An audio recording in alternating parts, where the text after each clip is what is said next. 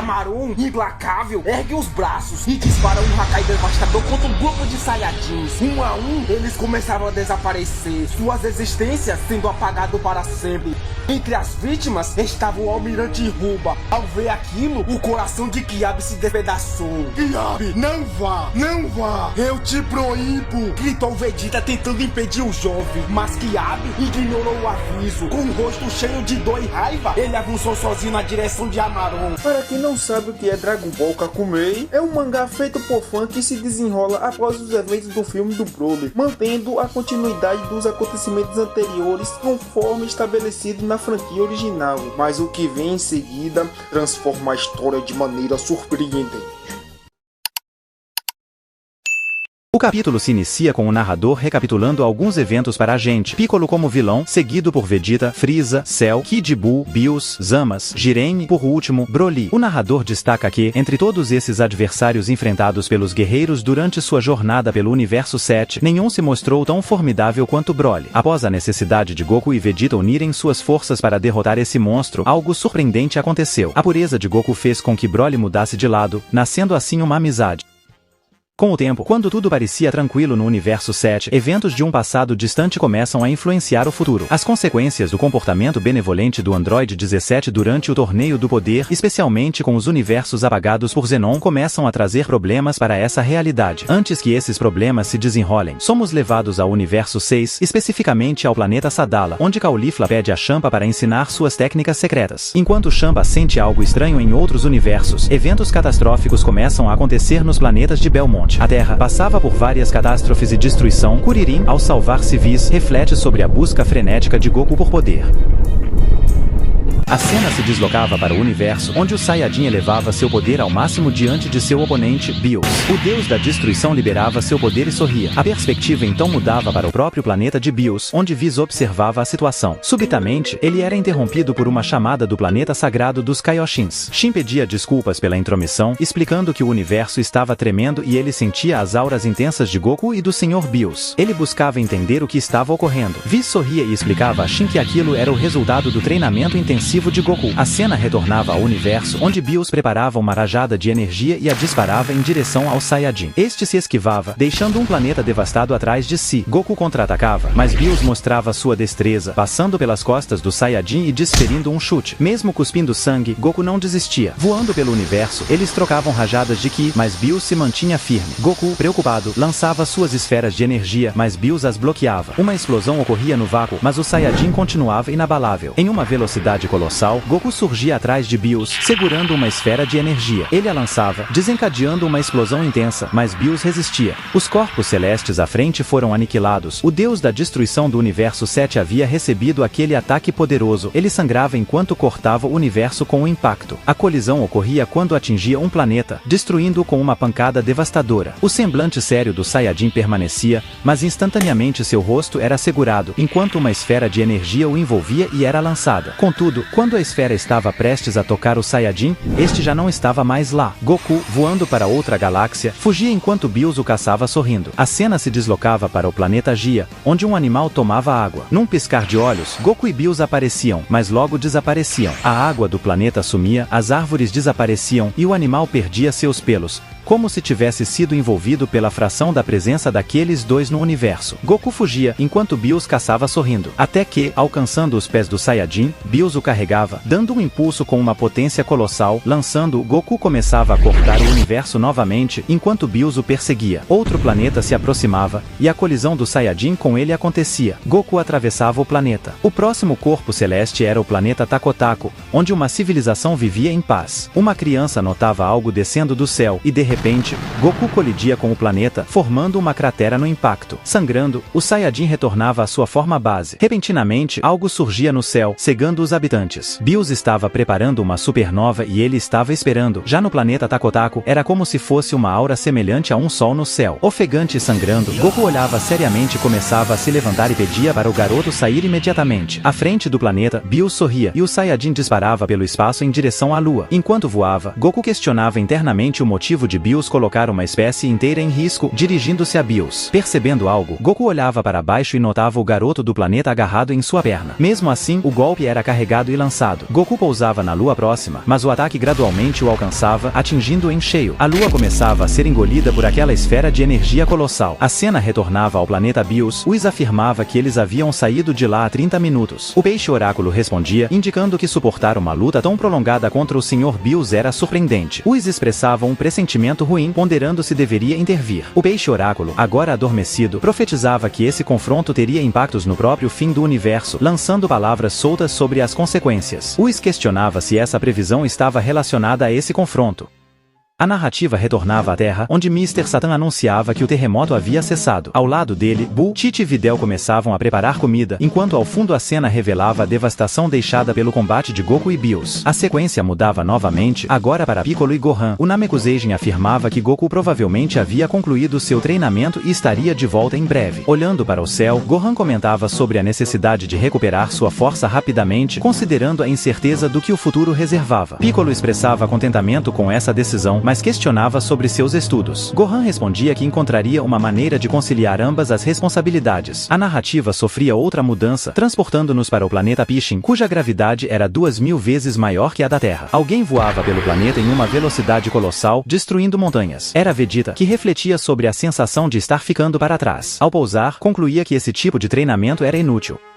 Finalmente, é revelado o resultado da supernova de Bills. O narrador compartilhava que alguns minutos após esse evento, em algum lugar de Takotaku, Goku surgia. A pele de suas costas estava queimada, chegando a expor músculos. O Saiyajin refletia sobre a intervenção necessária para evitar que Bills destruísse toda a civilização do planeta. Bills, por sua vez, respondia, sinceramente meu papel como deus da destruição demandava tais ações. Goku olhava para a criança em seus braços, assegurando que tudo ficaria bem. No entanto, ele desmaiava. Bills cruzava os braços, declarando que raramente um mortal havia proporcionado uma luta tão intensa, mesmo entre os próprios deuses. Whis chegava ao seu lado, levando a narrativa para o interior da consciência de Goku. Lá, ele experimentava uma sensação positiva, visualizando seus filhos, amigos e até mesmo Vegeta encorajando-o. A vovó Uranai pedia para ele acordar, enquanto Goku se questionava sobre o lugar em que se encontrava. Subitamente, o Saiyajin começava a se levantar, com sua aura irradiando o instinto superior. Em um piscar de olhos, ele estava no planeta Takotaku. Ele colocava a criança no solo e sorria. Ele olhava para o céu. No mesmo instante, ele surgia atrás de Bills no espaço, agarrando um planeta. Utilizando seu Ki, Goku envolvia diversos planetas próximos. Bills percebia isso em silêncio, enquanto um dragão de Ki se formava no universo, carregando vários planetas. Goku lançava aquele ataque e a colisão acontecia. O Saiyajin buscava seu oponente e Bills, com a mão no ombro de Goku, instigava Goku a sentir o orgulho de unir o poder da destruição ao instinto superior. Num instante, Goku estava atrás de Bills, que proclamava a inutilidade da situação e afirmava que o Saiyajin se movia como uma tartaruga. Goku,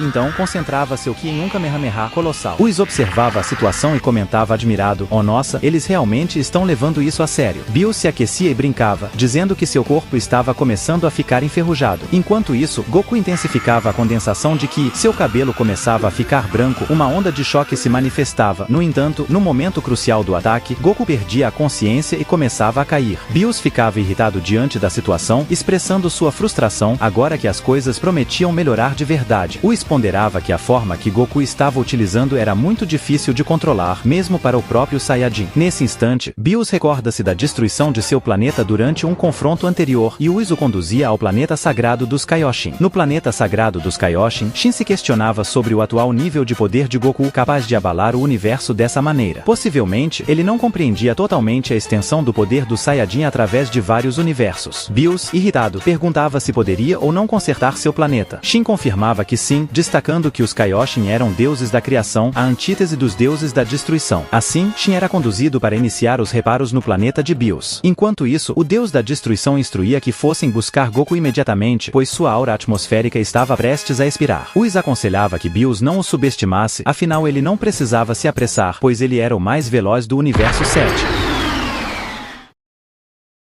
No palácio de Daishinkan, uma movimentação peculiar estava ocorrendo. O sumo sacerdote aguardavam enquanto os anjos adentravam seus domínios. Daishinkan expressava gratidão pela presença de todos e anunciava o propósito da reunião. Ele enfatizava a confidencialidade do assunto, alertando que a informação não deveria chegar aos Zenos. O sumo sacerdote prosseguia explicando que, como todos já estavam cientes, o último participante do Torneio do Poder, o terráqueo do Universo 7, Android número 17, havia expressado o desejo de restaurar todos os universos apagados.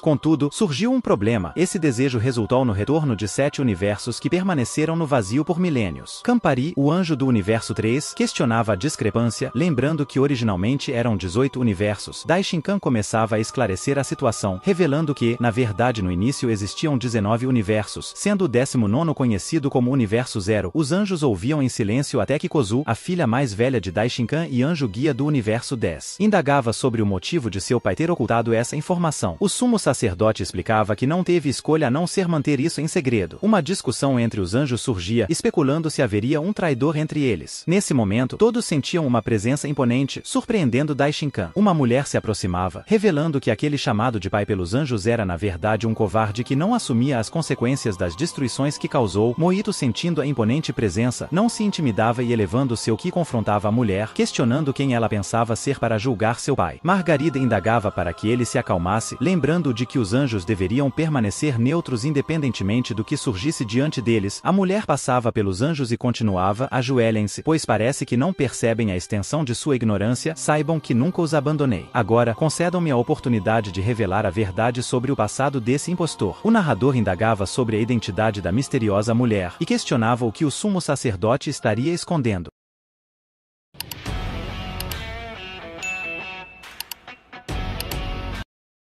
A cena cortava para momentos antes da reunião no palácio de Daishinkan, mais precisamente no planeta de Bios, após a luta entre o Hakaishin e Goku. Whis ainda estava presente, indagando a Goku sobre seus sentimentos após enfrentar o deus da destruição de seu universo. A batalha entre eles havia assumido proporções enormes. Goku reconhecia que a luta tinha assumido proporções significativas e, então, se desculpava pela destruição causada durante o combate. Ele confessava ter se empolgado com a perspectiva de vencer o Sr. Bios, deixando-se levar além do necessário. Bios ouvia aquilo e provocava, desafiando Goku a derrotá-lo e a encarar a morte de frente como um jovem mortal inconsequente. Sorrindo, Goku retrucava que já não era tão jovem. Whis dizia a Goku que se levantasse para ser curado. O Saiyajin concordava, mas expressava o desejo de manter a ferida nas costas causada por Bios, removendo-a somente quando fosse capaz de infligir um dano semelhante ao Sr. Bios. O Hakaishin ficava irritado com a audácia de Goku, enquanto Whis sorria. O Saiyajin era curado instantaneamente, ficando impressionado com o poder de cura tão eficaz quanto as sementes dos deuses da Terral, reconhecendo sua utilidade em momentos críticos. Whis explicava que aquilo eram os poderes dos anjos. Whis observava o planeta de Bios e notava pétalas voando, indicando possíveis adições feitas pelo Kaioshin durante a reconstrução. Independentemente disso, Whis questionava as intenções de Goku para o futuro. O Saiyajin admitia que não sabia, sendo honesto sobre a necessidade de dominar seu poder, restringindo-se ao instinto superior. Ele reconhecia a importância de dominar essa habilidade, pois não conseguirá vencer completamente Jiren no torneio do poder e nem a Bios, contudo sua prioridade era retornar à sua esposa e aos filhos. Só uma coisa, é importante mencionar que Dragon Ball Kakumei se desenrola após o torneio do poder em Dragon Ball Super, mantendo os eventos anteriores inalterados. Whis começava a levar Goku de volta à Terra, voando pelo universo. Goku questionava repentinamente as intenções de Whis ao mudar a trajetória. Whis explicava que precisava verificar algo devido a um pressentimento ruim. Goku perguntava por que Whis estava preocupado, e o anjo pensativo decidia compartilhar que sentia uma presença formidável concentrada em um ponto da realidade, algo inexistente anteriormente. Goku ficava sério e oferecia-se para investigar. Ao tentar parar Whis ao apertar seu ombro, o anjo não cessava. Whis ordenava a Goku para remover a mão, mas o Saiyajin, determinado, não obedecia, aumentando seu ki ao redor da mão. Goku insistia em ajudar, enquanto Whis, com um olhar sério, explicava que não era seu papel resolver os problemas do universo. Goku argumentava que já havia ajudado o universo em várias ocasiões e, portanto, era sua responsabilidade também. Goku pedia a Whis para confiar nele tranquilamente. Whis permanecia em silêncio por um momento e então declarava que, embora estivesse tudo bem, ele não iria acompanhar Goku. O sumo sacerdote acabará de chamá-lo, e caso Goku precisasse dele, bastava pressionar um dispositivo que Whis entregava. Goku agradecia ao pegar o dispositivo materializado, e Whis expressava sua opinião de que a atitude de Goku não era razoável. Apesar do conselho de Whis, Goku insistia em não desapontar seu mestre. A direção mudava pelo vazio, e finalmente, chegavam ao destino. Ambos observavam com seriedade diante de seus olhos o Universo Zero, onde a realidade no vácuo estava sendo distorcida. A cena retornava aos momentos atuais no palácio de Daishinkan. A mulher misteriosa afirmava nunca tê-los abandonado e pedia para contar sobre o passado do impostor. Ela acusava o impostor de ter provocado genocídios e de usar o poder dos reis supremos para se manter. Daishinkan interrompia, declarando que já era suficiente. Ele se levantava, exalando seu ki, enquanto os anjos questionavam o que estava acontecendo. Whis também indagava sobre a identidade da mulher com a aparência de um anjo. Daishinkan esclarecia que a mulher era de fato um anjo, e além disso era a mãe deles. Ele admitia que as palavras dela não eram totalmente falsas. O 19º universo do qual ele havia falado era no passado unido e poderoso. No entanto, subitamente começou a emanar uma força monstruosa, ameaçando o equilíbrio estabelecido por Zeno. Diante disso, algo precisava ser feito rapidamente antes que Zeno percebesse. A mulher ria ironicamente, destacando que a necessidade de agir rapidamente implicou na expansão do espaço-tempo. Embora para Daishinkan aquilo pudesse parecer uma ação breve, ela ressaltava que para eles, dezenas de milhões de anos se passaram, durante os quais inúmeras vidas foram ceifadas. Daishinkan afirmava que não recorreu aos poderes do Rei Supremo Zeno, e essa foi a única medida que ele pôde adotar para lidar com a situação. Os anjos ficavam chocados ao ouvir Daishinkan admitir isso, enquanto a mulher prosseguia, afirmando que o pai deles preferiu encobrir seus atos em vez de ser honesto com o rei. Ela apressava-se em isentar o grande sacerdote de culpa, destacando que a responsabilidade não recaía sobre ele ou o Rei Supremo. A cena se deslocava para o universo 12, onde o deus da destruição Jin contemplava o universo, questionando-se sobre o que estaria acontecendo nos outros universos. No universo 11, Belmonte reconhecia as energias em questão. A narrativa voltava para a mãe dos anjos, que prosseguia, culpando verdadeiramente o sistema que haviam criado. Esse sistema, segundo ela, forçou o pai dos anjos a agir dessa forma cruel. Nesse momento, seres começavam a chegar, incluindo deuses da destruição e seus anjos guias. Os Hakaishin comentavam de maneira descontraída sobre a situação, agradecendo por se verem livres do que opressor de alguém. Um anjo expressava estranheza ao retornar àquele lugar, enquanto outro reconhecia rostos familiares, torcendo para que não tenham sido sentidos faltosos. Whis falava que eram os deuses e anjos destruídos de outros universos, e um dos anjos comentava que Whis permanecia afiado como sempre. No entanto, ao estarem ali, ele enfatizava a necessidade de comportamento adequado e que se curva-se a cada um. Os anjos e os deuses da destruição começavam a ser revelados. Do universo 13, vinham o anjo Galia e o deus da destruição Balkan. Do universo 14, o anjo Xeres acompanhava o deus da destruição Dromel. Do universo 15, era a vez do anjo Milada e do deus da destruição Vilspring. Do universo 16, surgiam o anjo Heitol e o deus da destruição Magnaco. Do universo 17, um anjo furioso aparecia diante do deus da destruição de seu universo, chamado Oloros. Com o deus da destruição Naivos, ele pedia para que Oloros se acalmasse. Nesse momento, Vados notava a presença de alguém e um passo familiar era ouvido. Frieza, em sua forma dourada, surgia, cumprimentando os presentes e expressando agradecimento especialmente a Whis. O anjo Twist comentava sobre a situação, apontando que aquilo era representativo do 18º universo, com Frieza como deus da destruição. Ao ver isso, Whis reconhecia Frieza e dizia que tinha uma ideia do que ele estava planejando fazer.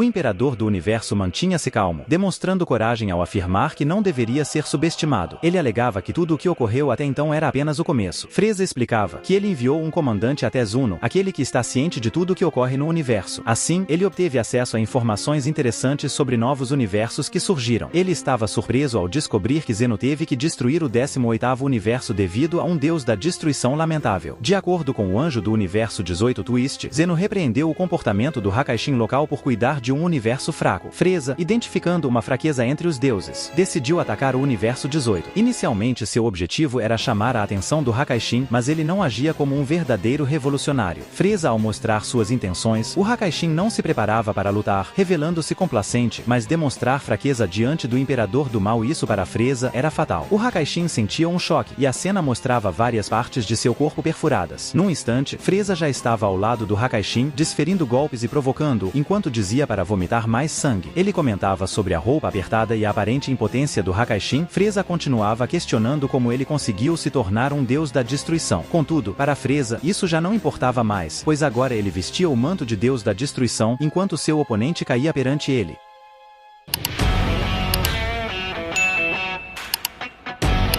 No presente, Whis expressava sua perplexidade diante da maneira como as coisas haviam se desdobrado. No entanto, independentemente disso, ele deixava claro que não era de sua conta. Freza, observando a relutância de Whis em confrontá-lo, continuava a provocá-lo, questionando se Whis estava arrependido de tê-lo ressuscitado. Whis respirava fundo e respondia a Freza, chamando-o de inconsequente e destacando que ele não tinha noção do terreno perigoso em que estava se aventurando. O imperador do mal retrucava, dizendo que, se ser considerado inconsequente era azar para Whis, ele estava disposto a assumir tal risco. No entanto, ele mudava o foco da conversa, indagando sobre o paradeiro de Goku. Observando a interação, Daishinkan questionava o que Goku tinha a ver com toda aquela situação. Whis explicava ao pai que havia ido até o Universo Zero pouco antes da convocação, concordando em deixar Goku explorar o local. Contudo, ele havia perdido o contato com Goku e era incapaz de alcançá-lo ou sentir sua presença na aura densa que envolvia o Universo Zero. Naivus, o deus da destruição do Universo 17, interrompia a conversa afirmando que já haviam lidado com o mortal escandaloso que invadiu o quartel-general deles. Daishinkan, ao ouvir aquelas palavras, compreendia o que realmente havia acontecido e começava a raciocinar. Ele questionava por que estavam mantendo Goku preso, afirmando que o poder deles estava muito além do dele e que o nível de Goku não representava uma ameaça para eles. No entanto, ele se indagava se havia mais detalhes que ele desconhecia. Anse, a mãe dos anjos, dirigia seu olhar a Daishinkan e declarava: "Não atue como ignorante, Kaishi. Você sabe muito bem o motivo de termos usado ele." A cena se deslocava para Goku, aprisionado em um local onde o Saiyajin, enfurecido e sangrando, gritava para seus captores retornarem e questionava o que queriam dele. Em um plano diferente, nuvens, raios e esferas negras se misturavam, contrastando com a atmosfera carregada. O palácio de Daishinkan era o cenário seguinte, onde ele indagava sobre as exigências dos invasores e o motivo de estarem ali. Magnako, o deus da destruição do Universo 16, sorria enquanto explicava: "Queremos duas coisas: a abolição da hierarquia divina e a remoção dessa neutralidade excessiva que você cultiva." O Hakaishin batia em um móvel, e deuses e anjos dos antigos universos cercavam o sumo sacerdote. Kozu, a filha mais velha entre os anjos, expressava preocupação, mas Daishinkan pedia calma. Os invasores continuavam a cercar, argumentando contra a hierarquia divina que durante o torneio do poder eliminou os deuses, mas não os anjos. Nesse momento, viu Spring, o deus da destruição do Universo 15, acrescentava: "Mesmo sabendo disso, como você pode se intitular um guia?" Dromel, o deus da destruição do Universo 14, interrompia, proclamando o fim dos jogos e o início da realização efetiva das coisas. Diante da pergunta de Daishinkan sobre suas intenções, Khan se aparecia e declarava o início de uma guerra entre divindades em uma escala multiversal. Ela anunciava a revolução, onde cada indivíduo, mortal ou não mortal, teria que escolher um lado, e apenas um lado emergiria vitorioso. Enquanto explicava suas intenções, Daishinkan atacava. Seu alvo não era um, mas todos os invasores no salão, anjos e deuses da destruição, eram envolvidos pela técnica. O sumo sacerdote sangrava pelo nariz e caía de joelhos. Kozu, preocupada, questionava o que ele havia feito, e Daishinkan revelava ter congelado através do espaço-tempo. No entanto, afirmava que ainda não havia acabado e que precisavam teleportá-los para o Universo Zero e congelá-los de uma vez. Kozu indagava sobre a segurança disso, e Daishinkan a tranquilizava, assegurando que tudo ficaria bem. Whis convocava um de seus irmãos, Kukatao, e solicitava sua ajuda, afirmando que precisavam reunir todos os Kaioshins, juntamente com Kibito, totalizando 13, o que deveria ser suficiente. Os deuses da criação eram chamados e apareciam no salão. Kukatao saudava os supremos Kaioshins, informando que Whis havia resumido a situação para todos. Kibito acrescentava que não seria uma tarefa fácil, mas com 13 deles, teriam sucesso na missão. Whis interrompia as formalidades e instruía todos a se levantarem. Daishinkan pedia para eles prosseguir. A cena voltava para a Terra, onde as cidades estavam destruídas devido à luta entre Goku e Bills. O impacto dessa batalha afetava não apenas o universo, mas também outros universos. Enquanto os guerreiros se reuniam, Tite e Videl tentavam retomar suas rotinas. Tite manifestava preocupação, como se pressentisse que algo estava errado com Goku. Videl percebia e tentava acalmá-la. Videl dizia a Tite para ficar calma, pois Goku provavelmente apenas se atrasará, conhecendo seu jeito. Mesmo com um sorriso triste, Tite concordava, conciliando-se com a ideia. No banheiro, diante do espelho, Gohan ajustava sua gravata e expressava preocupação ao olhar para seu reflexo. Todos compreendiam que algo não estava certo, mas tentavam manter a calma. Gohan vestia sua roupa e, ao observar o céu lá fora, perguntava se seu pai já havia chegado. Ele olhava para sua mãe em silêncio, rapidamente captando a situação. Um evento inusitado chamava a atenção de Gohan e Piccolo enquanto eles contemplavam o céu.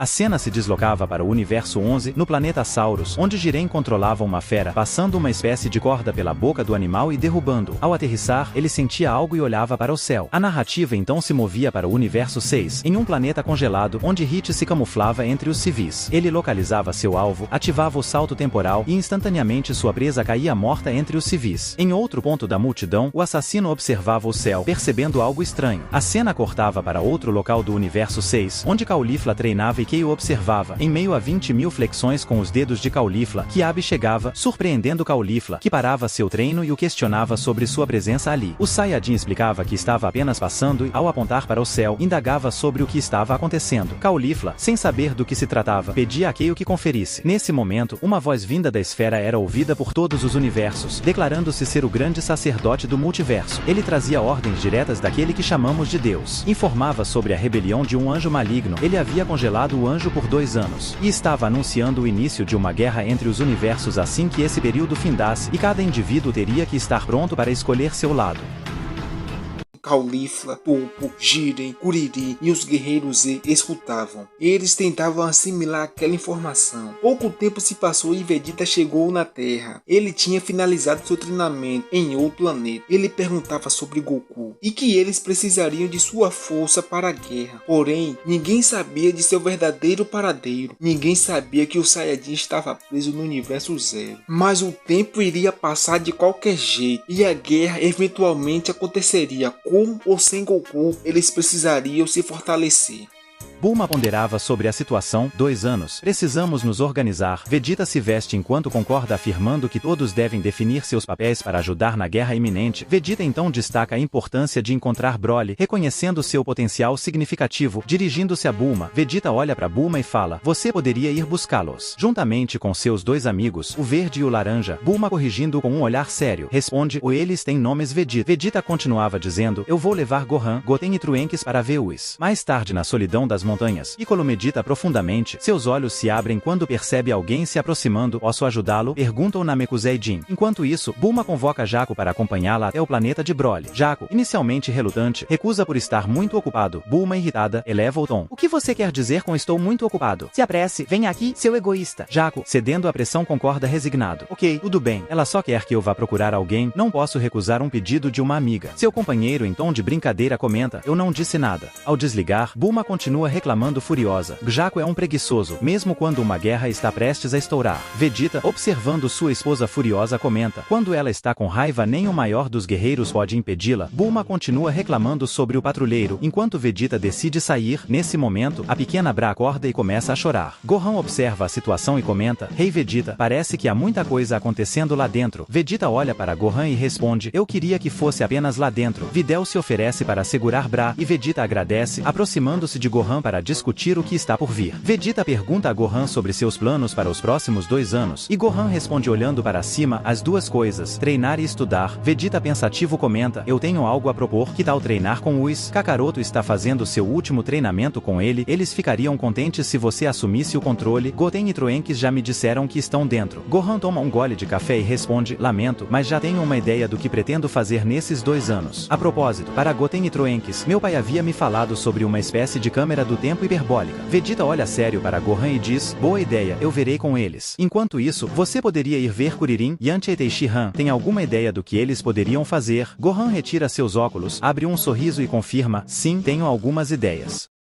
Gohan voava na direção da casa de Kuririn e no caminho era possível ver a cidade em pedaços, resultado da batalha entre Goku e Bills. Ao chegar, Gohan cumprimenta Kuririn e a número 18. Kuririn vê Gohan e diz: oi Gohan, como você está? Gohan responde: estou bem, me diga, você sabe onde estão o Yantia e o Tenshinhan? Nesse momento ele recebe uma ligação de Vegeta trazendo uma notícia que abalaria o universo 7. Vegeta informa que acabou de encontrar Whis, e o anjo conta que Goku ficou preso no universo 0 quando Daishinkan congelou aquela realidade por 2 anos. Ao ouvirem isso, todos ficam chocados. Goku, o mortal mais forte do universo 7 e o único capaz de enfrentar um deus da destruição, estava fora do jogo. A cena voltava mais uma vez para Piccolo, e nos mostrando quem foi até ele: os Namekusei-jin, Saunel e Pirina do universo 6, aqueles que haviam se fundido com todos os membros de sua raça para participar do Torneio do Poder. O Kaioshin do universo 6 também estava presente. Saunel propõe a união de forças, e Piccolo se pergunta como eles acham que ele poderia ajudar. Pirina responde que todos podem contribuir de alguma forma. Piccolo tira tira seu turbante e concorda, mas antes de tudo, eles iriam fazer uma coisa. A cena corta para o planeta Vampa, onde a nave da corporação Cápsula havia chegado. O objetivo era trazer o Saiyajin lendário para o time. Bulma e até Broly, comentando que não imaginava que ele fosse tão alto. Shilai, sentindo ciúmes, pergunta o que eles querem ali. Bulma questiona se viram a esfera negra que surgiu no céu, explicando que era disso que se tratava. Lemo pergunta se eles também sonharam com aquilo, e Bulma compreende que, quando Daishinkan surgiu para avisar os universos, eles estavam dormindo. Daishinkan fez todos ouvirem a mensagem de alguma forma, incluindo aqueles que estavam dormindo. Bulma é chamada por Whis, que traz mais notícias, incluindo a informação sobre Goku. A cena volta para a Terra, em Satan City, onde Tenshinhan e Yantia chegam à casa de Kuririn. Gohan explica a situação para todos, e Kuririn expõe sua posição. Eu não pude fazer nada no torneio do poder, eu sequer enfrentei os guerreiros mais fortes dos universos que participaram. Gohan, o que quer que eu faça numa guerra onde o confronto será contra divindades mais poderosas de outros universos? Gohan, eu gostaria de fazer um discurso motivador como Goku faria nessa situação, porém, eu não sou esse homem. Mestre Kami comentou que o mesmo se aplica a ele, mesmo após treinar por quase 350 anos, não sabe como ir além do seu nível atual. Eu sei que não estou sendo honroso, mas este é o meu lugar com minha esposa e minha filha. Número 18 espantada. Ouve as palavras percebendo que seu marido estava mentalmente derrotado, totalmente refém do poder alheio. Gohan não gosta de ouvir aquelas palavras e diz, por anos, meu pai assumiu toda a responsabilidade, nos protegeu, deu sua vida várias vezes, sem sequer mostrar excitação. Se você quer ficar aqui, pode ficar, mas meu pai precisa da nossa ajuda, e bilhões de pessoas que não podem fazer nada estão contando conosco. Kuririn ouve aquelas palavras duras, mas verdadeiras, ele sabia muito bem disso. Yantia e Tenshinhan afirmam que Gohan pode contar com eles, que iriam se preparar. Nesse momento, número 18 chama Kuririn e eles vão para outra sala conversar. Na sala, a esposa de Kuririn dizia, escuta aqui Kuririn, eu sei que você quer o nosso bem acima de tudo, porém, isso não se trata apenas de nós. Kuririn estava prestes a falar algo, mas 18 o interrompia, independente da sua decisão, eu vou ficar do seu lado se você optar por lutar, eu também vou lutar, mas caso opte por ficar aqui, mesmo assim, eu vou ficar junto, não tem problema. Kuririn engolia seco, e a cena cortava para Trunks se despedindo de Bra. Por 2 anos ele treinaria e ficaria longe de sua irmãzinha. Ao se despedir, Vegeta dizia para ele ir logo. Vegeta pegava Bra no colo e falava, não se preocupe princesa, o papai em breve vai voltar. Ele agradecia o Dr. Dreyfus por cuidar das coisas em sua ausência. E o pai de Bulma dizia que não tinha problema. Vegeta colocava a mão na cabeça de Trunks, que novamente abraçava sua irmã, e Vegeta dizia que Gohan e os outros estavam chegando. No céu, era mostrado Kuririn, Gohan, Yantia e Tenshinhan pousando. Vegeta sorria vendo o time clássico dos guerreiros e ali para somar, Whis gostava do que via, e era mostrado que todos que chegaram estavam confiantes, eles entravam no cubo, e o objetivo era claro, a guerra entre universos estava prestes a acontecer. Durante esses 2 anos todos dariam o máximo de si para se tornarem mais fortes. Whis perguntava qual era o plano deles, e Gohan explicava, vamos começar pelo universo 9. Vegeta perguntava o que ele tinha em mente, e Gohan continuava explicando Yantia, Tenshinhan e Kuririn irão verificar o trio de perigos, eu não conversei com eles, mas eu sei que vai dar tudo certo. Kuririn perguntava sobre eles, e Gohan explicava, eles são fortes de verdade, se Majin Buu ou Cell tivessem atacado o trio de perigos, ambos estariam em pedaços, é com esse trio que Kuririn, Yantia e Tenshinhan irão se fortalecer.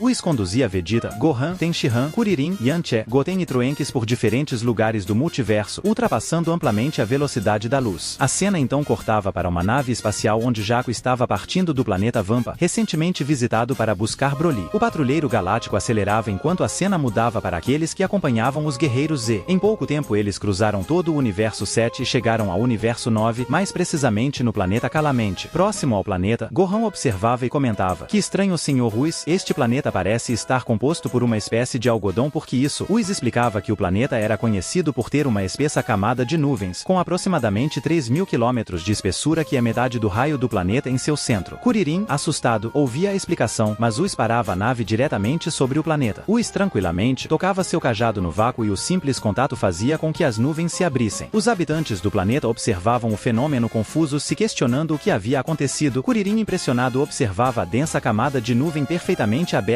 pelo anjo e exclamava, nossa que incrível. Mas ei, Gohan, Yantia, Tenshinhan, vamos. Gohan afirmava que não permaneceria naquele lugar pois seu destino o conduzia a outro local. Tenshinhan desejou boa sorte e os 3 guerreiros Z dispararam em direção ao centro do planeta. Em questão de instantes, eles pousaram e a cena mudou para momentos depois, quando Whis já havia chegado ao universo 6, mais especificamente no planeta Sadala. Lá apenas Vegeta desembarcava, instruindo seu filho a não decepcioná-lo durante o treinamento. Um Saiyajin se aproximava de Vegeta e questionava, Ei, você, me responda imediatamente, você é um Saiyajin. Vegeta aparecia indiferente, surgia nas costas do habitante e o nocauteava o Saiyajin com um único toque na nuca. Em seguida dirigia-se a ele e Vegeta dizia, fala direito comigo, eu sou o seu príncipe. Outros Saiyajins ficavam irritados, questionando a identidade daquele homem. No entanto, o príncipe Vegeta não se importava, sorrindo e declarando, vocês são um bando de fracotes sentindo o poder de vocês, concluo que não passam de 1000 em poder de luta. Então o que querem batendo de frente comigo? A cena cortava para Whis avançando até o planeta de Bills no universo 7. Lá o Hakaishin percebia a aproximação e questionava o que Whis planejava ali, advertindo que se fosse para formar um clube de Saiyajins era melhor esquecer, pois ele não queria crianças ali. Goten não gostava das palavras e retrucava, o momento aqui não é para brincadeiras, não estamos aqui a passeio, meu pai pode estar morto neste exato momento. Bills observava irritado e declarava, abaixe o tom mortal, com quem você pensa que está falando? Seu pai é o menor dos nossos problemas em uma guerra desse tamanho, se ele morrer é porque é completamente inconsequente. Nesse momento, Goten ficava fora de si transformando-se em Super Saiyajin e partindo para o ataque. No entanto, Trunks aparecia na frente dele também transformado em Super Saiyajin e o repreendia dizendo, enlouqueceu Goten? Para com isso, Goten ordenava que Trunks saísse da frente pois não tinham tempo para perder com aqueles que não os levavam a sério. De repente eles sentiam uma aura ameaçadora vindo de Bills, que acelerava e agarrava a cabeça de Goten, lançando-o para longe. O filho mais novo de Goku colidia com um planeta decorado pelo deus da destruição do universo 7, ficando devastado pelo impacto. Mesmo após ser jogado, Goten começava a se recuperar e desafiava Bills, declarando que aquilo não havia acabado. No entanto, ao perceber, o Hakaishin estava à sua frente, tocando seu rosto e proferindo a palavra Hakai. Brincadeira, ele dava um peteleco na cabeça de Goten, que desmaiava. Bills virava-se para Whis e dizia, Whis, eu não quero hóspedes aqui, leve esses moleques para treinar em outro lugar. Whis concordava com a ordem, e a cena mudava para o universo 9 no planeta Calamente. Lá, os habitantes buscavam informações, mas a barreira linguística dificultava a comunicação eficiente com o trio de guerreiros do universo 7. Essas pessoas não falavam a língua do trio de perigos, como era evidenciado naquele momento. De longe o próprio trio de perigos observava os terráqueos e Basil perguntava a Bergamo, ei Bergamo e Lavandê, não são os guerreiros do universo 7 ali? Será que eles fizeram um buraco no céu que todo mundo viu? A cena então se deslocava para o planeta Sadala no universo 6, onde uma pilha de Saiyajins nocauteados formava-se. Uma mulher se aproximava irritada perguntando quem tinha feito aquilo. Era Caulifla que, ao perceber de quem se tratava, questionava por que Vegeta estava ali. A narrativa cortava para a nave espacial de Jaco, onde ela era obviamente mais lenta que Whis. Em pouco tempo eles também chegavam ao universo 6. Jaco questionava se a viagem tinha sido boa, e Bulma respondia que não, tinha sido uma verdadeira confusão. Nesse momento, enquanto continuavam a viagem, a cena nos mostrava um flashback de algo que havia acontecido mais cedo no universo 11. E lá, Margarita Anja Guia de Belmont afirmava, o Sr. Belmont não perderá seus poderes de destruição, no entanto, ele exerce o cargo de Deus da Destruição há mais de 3 milhões de anos. O poder da imortalidade atribuído a divindades desse tipo só permanecerá enquanto desempenham tal função. Topo tomava um susto e Belmont sorria, acrescentando, sim, mas será mesmo que eu vou morrer? Bom, quem sabe independentemente disso, eu já vivi por muito tempo, mesmo para minha espécie. Era mostrado Topo, Jiren e Dispo observando enquanto Belmont continuava, eu não disse isso, mas vocês três são grandes guerreiros que têm o meu profundo respeito. Topo afirmava estar pronto, e Margarita batia seu cajado. Nesse momento duas entidades surgiam atrás deles, uma erguia a mão e a outra recebia uma energia que emanava de Belmont. Uma parte dessa energia seguia para Topo. Eles olhavam para um lado, e uma cena nos mostrava um raio de luz cortando o planeta com Topo e Belmont voando por ela. Dispo dirigia-se a Jiren e dizia, deixa comigo. Ele disparava para fora do planeta e chegava ao local designado. No entanto, ao olhar assustado, percebia que toda a energia do deus da destruição do universo 11 Belmont havia sido drenada. Enquanto isso, Topo se mostrava mais forte do que nunca. Margarita aparecia ao lado dele e questionava como ele se sentia. Topo expressava sua concordância, porém, ao voltar seu olhar para frente, deparava-se com a situação desesperadora de Belmont. Topo caía de joelhos. Nesse instante, alguém pousava ao lado deles no planeta. Topo, surpreso, observava a chegada inesperada de Gohan, que confuso dizia, olá pessoal, desculpem incomodar, mas não tenho certeza se entendi tudo perfeitamente, mas no entanto acredito que temos pouco tempo restante, sei que vocês têm muito a me ensinar, eu vim aqui para aprender.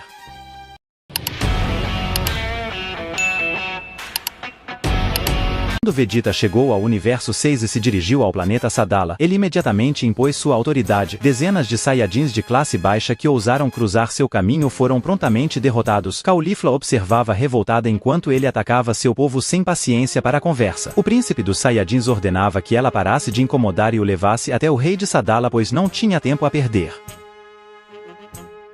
Caulifla, enfurecida ao ouvir as ordens dele, partia para cima, mas era contida por Kiabi. Vegeta ignorava os protestos de Caulifla e virava-se para Kale, exigindo que o levasse até o rei enquanto os outros dois perdiam tempo. Caulifla insistia para que Kiabi a soltasse, e Vegeta ordenava que ele o fizesse. Quando o Saiyajin a soltava, ela se levantava rapidamente, preparando-se para atacar. Em um instante ele se transformava em Super Saiyajin 2 e lançava um poderoso golpe. Sua oponente sangrava e desmaiava instantaneamente. Kale observava a cena com irritação, mas mantinha a calma. Consciente da urgência da situação, o príncipe Saiyajin virava-se advertindo: não me façam ter que repetir isso. A cena então cortava para o planeta Pilar, onde Rito era seguido por Frost. O calor no local era insuportável, mas o assassino do universo 6 continuava avançando. Frost, enfrentando a dificuldade de respirar, percebia que o calor ali era extremo. Ele via Rito se preparando para usar sua técnica de assassinato. Rito aparecia diante dele pronto para confrontá-lo. Me diga o que passa na sua cabeça. Qual é o sentido de tentar perseguir um homem que nasceu para caçar? Quem te contratou? Frost erguia os braços e dizia: não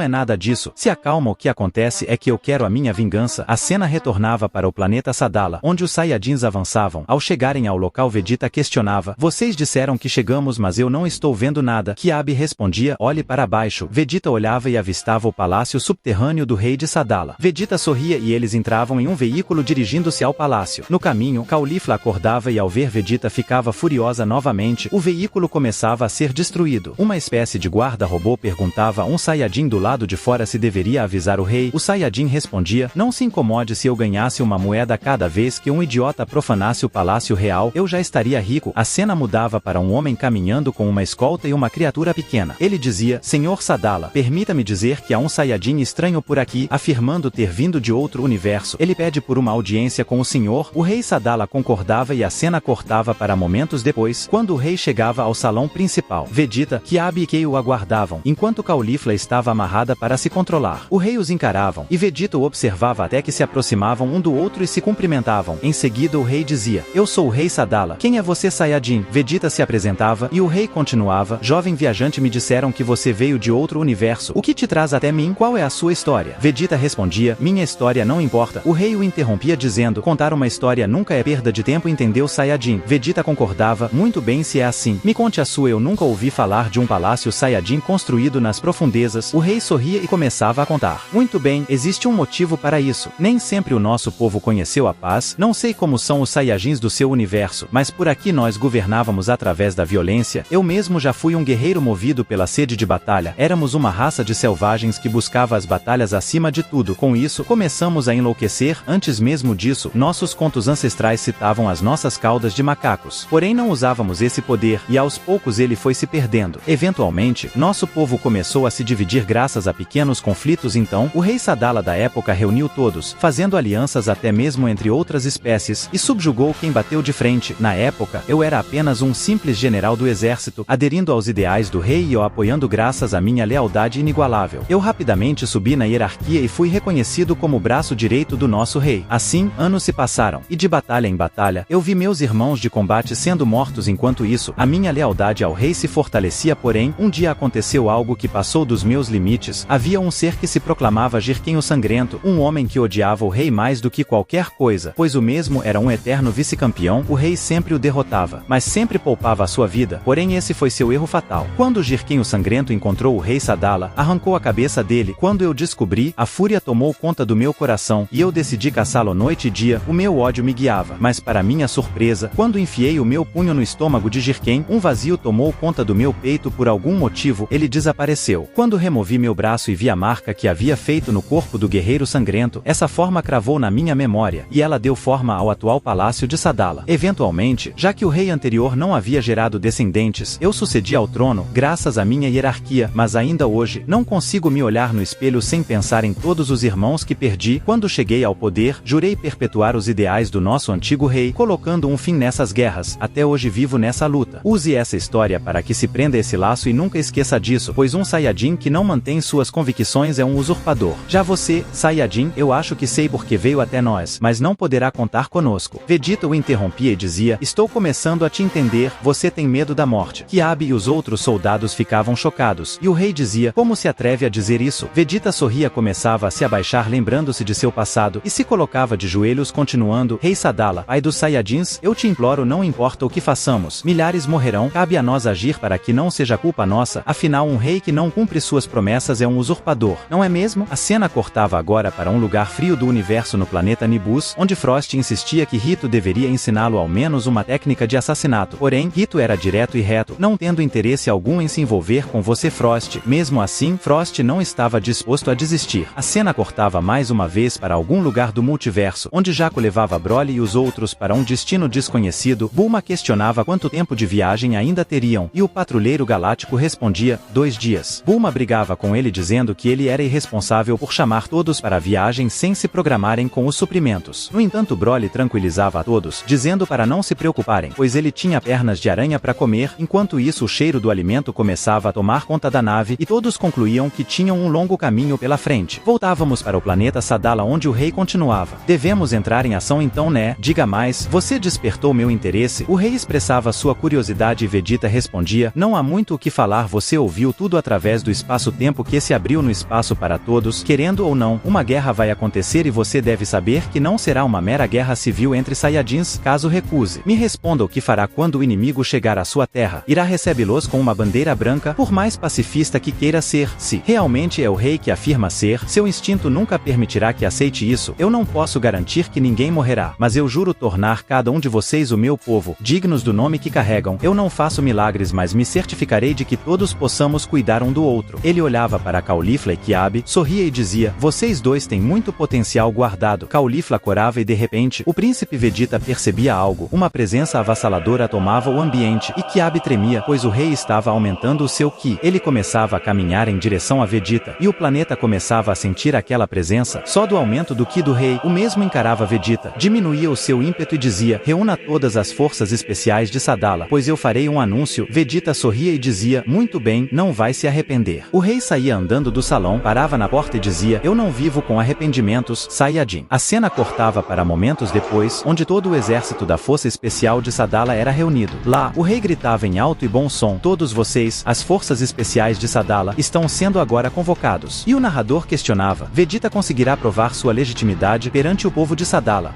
Sadala discursava para todos os Saiyajins do planeta, escutem povo Saiyajin, eu e seus ancestrais lutamos para fazer a paz reinar, mas esses dias infelizmente acabaram. Todos nós ficamos chocados ao anúncio do grande sacerdote, e devemos provar que sabemos nos defender contra esses comentadores. Nós Saiyajins somos pessoas que vivem nos fatos e não numa concepção onírica do mundo que nos rodeia, então levanta seu punho, e dê boas-vindas ao herdeiro do universo vizinho. Vamos lutar de mãos dadas. Vamos lutar pelos nossos, glória ao povo Saiyajin.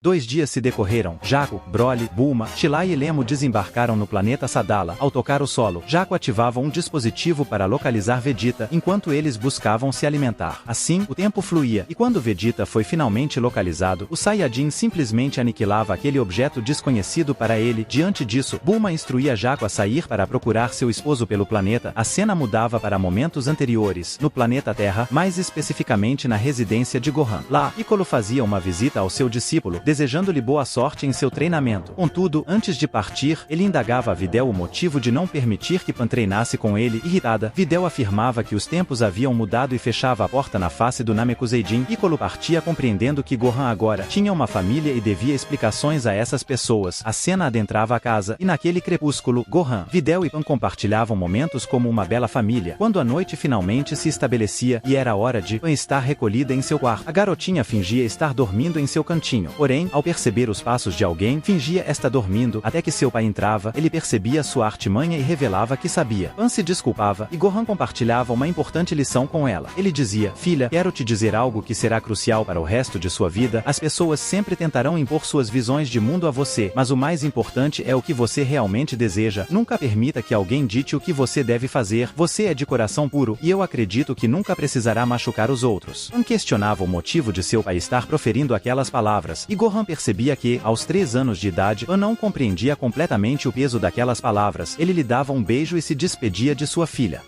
A cena retorna ao planeta Sadala em outro universo. Lá Jaco discutia com Vegeta. Ele havia danificado seu dispositivo e Jaco teve que acompanhar Bulma por 2 dias junto com outros 3 tolos. A cena muda então para momentos posteriores, onde Vegeta e os demais se aproximavam de Bulma e a dona da corporação Cápsula cumprimentava Kyabe, mas ela afirmava não reconhecer as garotas. Vegeta recusava apresentar indivíduos rudes como Caulifla para ela. A Saiyajin ficava irritada e saía resmungando. Logo depois Kyabe recordava de um compromisso e também se retirava. Nesse instante, Kale expressava sua vontade de acompanhar Caulifla, mas Bulma, séria, insistia que ela deveria permanecer. Todos necessitavam de um guia, e foi então que Broly interrompia sua refeição para cumprimentar Kale. Ela ficava encantada com aquele homem. Entretanto, ele também demonstrava interesse. Chilai notava isso e ficava com ciúmes, mas Broly mal prestava atenção. Ele e Kale se apresentavam e ela optava por permanecer com eles na equipe, sendo o guia deles. Chilai ficava morrendo de ciúmes e Broly tentava acalmá-la um pouco. E assim o dia foi passando. Kale os conduzia para o centro da cidade de Sadala, onde Broly interagia melhor com Kale e as crianças do planeta, visitando até um parque de diversões. Ele conhecia novas pessoas e também deparava-se com encrenqueiros, provocando o dele estar sem camisa no planeta deles. Bulma não apreciava aquelas palavras. Dava um tapa na cara deles e os expulsava de lá. Logo depois, entregava uma cápsula a Broly, mencionando que continha um novo traje. Afinal, andar sem camisa por aí poderia acarretar problemas. Quando Bulma estava prestes a remover a pele de Baú, o animal do planeta Vampa que era querido por Broly, o Saiyajin segurava sua mão seriamente e dizia que não permitiria. Então Bulma compreendia a situação e implantava o dispositivo em seu peito. Logo em seguida, o traje surgia. No início, Broly sentia-se um pouco desconfortável por estar colado em sua pele, mas quando Chilai o elogiava, ele gostava e aceitava o traje.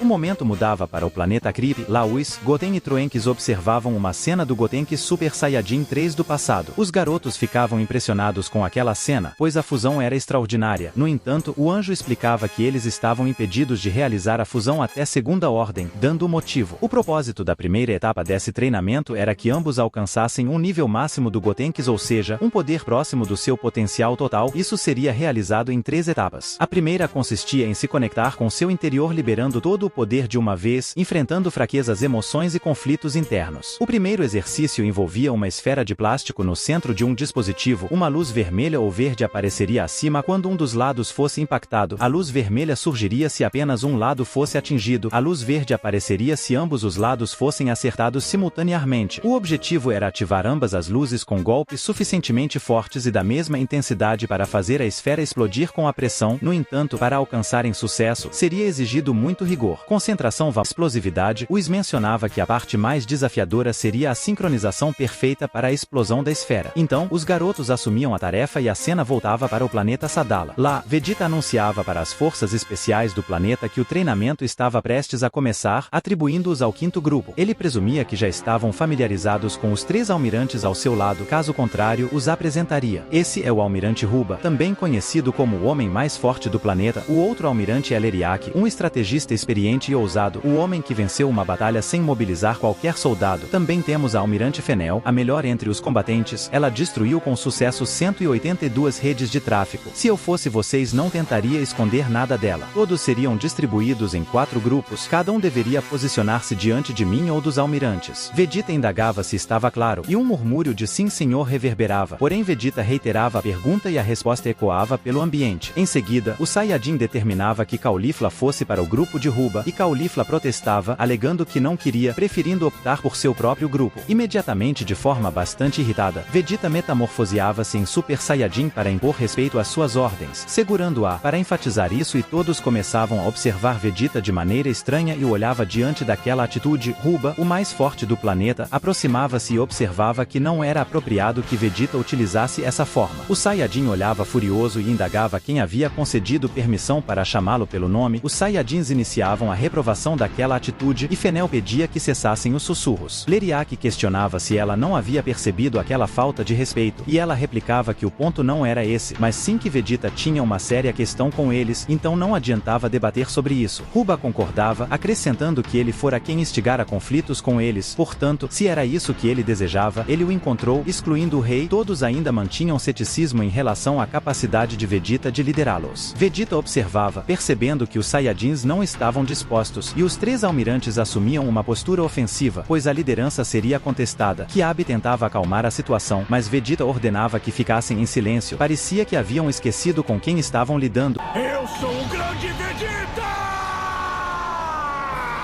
Seu Ki exalava e naquele instante ele transformava-se em Super Saiyajin Blue, e continuava: podem vir para cima os 3 de uma vez.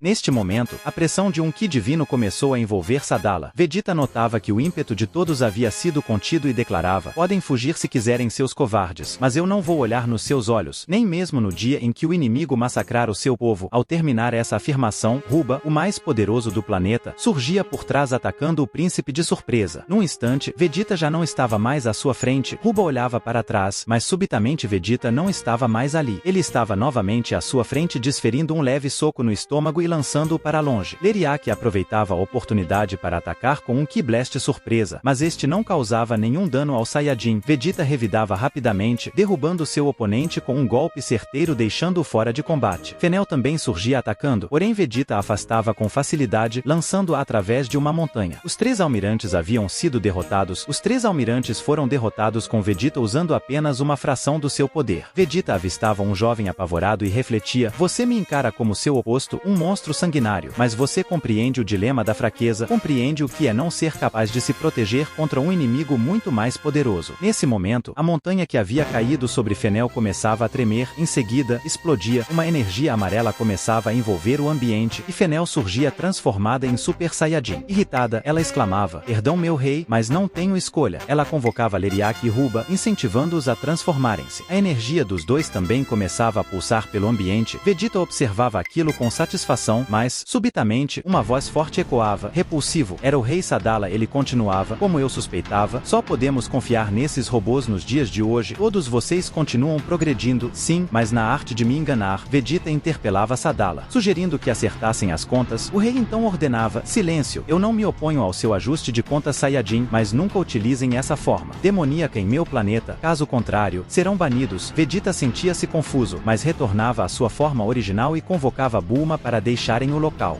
A cena alterava-se para um ambiente pantanoso, onde uma criatura humanoide estava emergindo das águas. De longe, Rito e Frost observavam um adversário prestes a sair do lago. No entanto, de repente, a criatura submergia novamente, deslocando-se rapidamente pela água e nadando de um lado para o outro até finalmente parar. Estive nadando a toda velocidade por cerca de 20 minutos. Com certeza despistei eles, afirmava a criatura. Entretanto, ao olhar para trás, avistava Rito parado. Prontamente a criatura tentava atacar, mas Rito utilizava sua habilidade de atraso temporal, desacelerando o tempo dos ataques. Quando um deles chegava surpreendentemente, ele conseguia esquivar-se facilmente, mas o ataque retornava como um bumerangue. Um disparo de energia interceptava o ataque. Quem disparou foi Frost, que comentava: não precisa me agradecer, sem sequer olhar para seu oponente. Rito finalizava a criatura, indicando que não precisava de ajuda naquele momento. O dia seguia seu curso, e eles partiam para o planeta Dal, um local com paisagens e céus exóticos. Lá, um ser da raça de Frieza e Frost tornava-se o próximo alvo do assassino do Universo 6. Contudo, antes que o assassino pudesse concluir seu ataque, outro disparo ocorria vindo de Frost que atingia seu alvo. Rito olhava irritado, e Frost comentava sobre a facilidade de ser um assassino. Rito não apreciava a atitude e agarrava seu braço com firmeza. O que foi? Não consegue mais acertar seus alvos? Ou será que eu sou melhor do que você? Provocava Frost. Rito apertava o braço de Frost e exclamava: eu vou ser bem claro com você, a partir de agora, você vai me deixar em paz. Frost estava suando frio e pensava: incrível, isso machuca.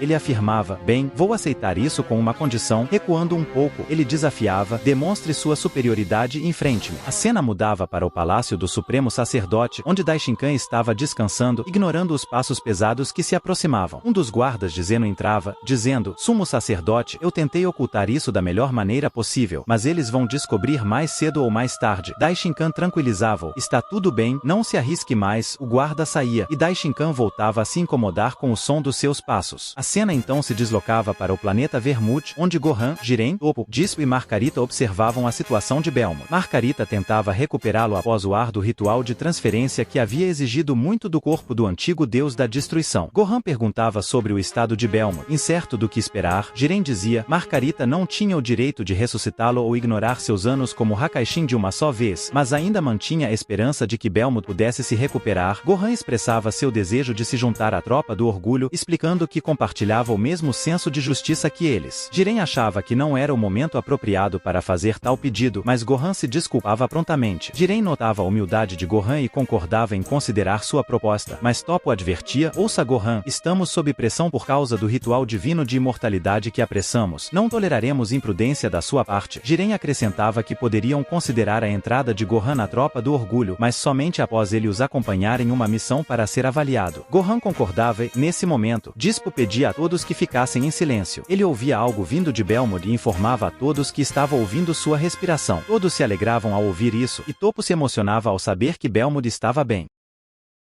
A cena mudava para o planeta Terra, mais especificamente para a Ilha Monstro, onde uma nave espacial descia do céu e pousava. 17, que estava na ilha, notava a situação e observava a fumaça do impacto se espalhando pela ilha. De lá, um homem saía, era Paparone, o controlador de todas as formas de vida artificialmente inteligentes do Universo 3. Ele pegava um dispositivo para localizar o Android 17, mas antes que percebesse, 17 estava em cima dele, dizendo: "Você é o cara do Universo 3, Paparone, não é mesmo?" O Android assustava Paparone, que não entendia como isso tinha acontecido, já que o rastreador indicava que ele estava distante. O rastreador apitava naquele momento, indicando que o androide se moveu antes mesmo do radar captar. O viajante de outro universo sorria e dizia: "Não sou Peparani, sou Paparone, estou aqui para te convidar a se juntar a mim, o que acha?" 17 respondia: "Parece que você também pegou meu DNA, não é mesmo?" Paparone admitia: "Sim, apenas um fio do seu cabelo." 17 o advertia para nunca mais fazer isso e recusava a proposta. No entanto, Paparone insistia, argumentando sobre a proteção da família de 17. 17 continuava a recusar, mas Paparone não desistia, tentando convencê-lo sobre a importância de reconhecer os inimigos. 17 saía andando, afirmando que não se importava com a hora de morrer, mas nesse momento, as crianças chegavam, chamando 17 de pai. Eram Safira e Peri, os filhos do androide 17. Sua esposa aparecia e se desculpava, explicando que foram dar uma volta e acabaram ouvindo a conversa. A criança começava a chorar com medo de morrer eventualmente, e então o androide começava a refletir. Nas suas palavras, ele se virava para Paparone e dizia: "Está bem, qual é o plano, Paparone?" Um mês se passou, a chuva caía forte naquela noite no Universo 11. Gohan percorria numa noite chuvosa. Sentados ali estavam Jiren e Dispo, observando ele caminhado. Gohan caminhava em direção a uma fortaleza, e na entrada, 2 sentinelas faziam a segurança. Eles notaram a presença de Gohan e ficaram alertas. Nesse momento, um grupo de jovens passava perto, distraindo os guardas. Quando elas saíram de vista, o híbrido Saiyajin já não estava mais ali. Ele havia saltado para o céu, pousando no topo da torre, buscando uma maneira mais sutil de entrar. Ele avistou uma janela e penetrou no recinto. Ao entrar, perguntou discretamente para onde deveria se dirigir. Jiren respondeu de longe, indicando o quarto 128, onde estaria um frasco verde sobre uma pequena caixa. Porém, alertou que o conteúdo era um vírus devastador, e era crucial evitar que caísse em mãos erradas, pois isso poderia intensificar os conflitos entre os países vizinhos. Gohan avançava pelos corredores, sentindo a pressão crescer. Se falhasse, países ou até mesmo um continente poderiam sofrer com as consequências de seu erro. "Vamos lá, só tenho uma chance", pensava consigo mesmo. Finalmente, ele adentrou o quarto 128,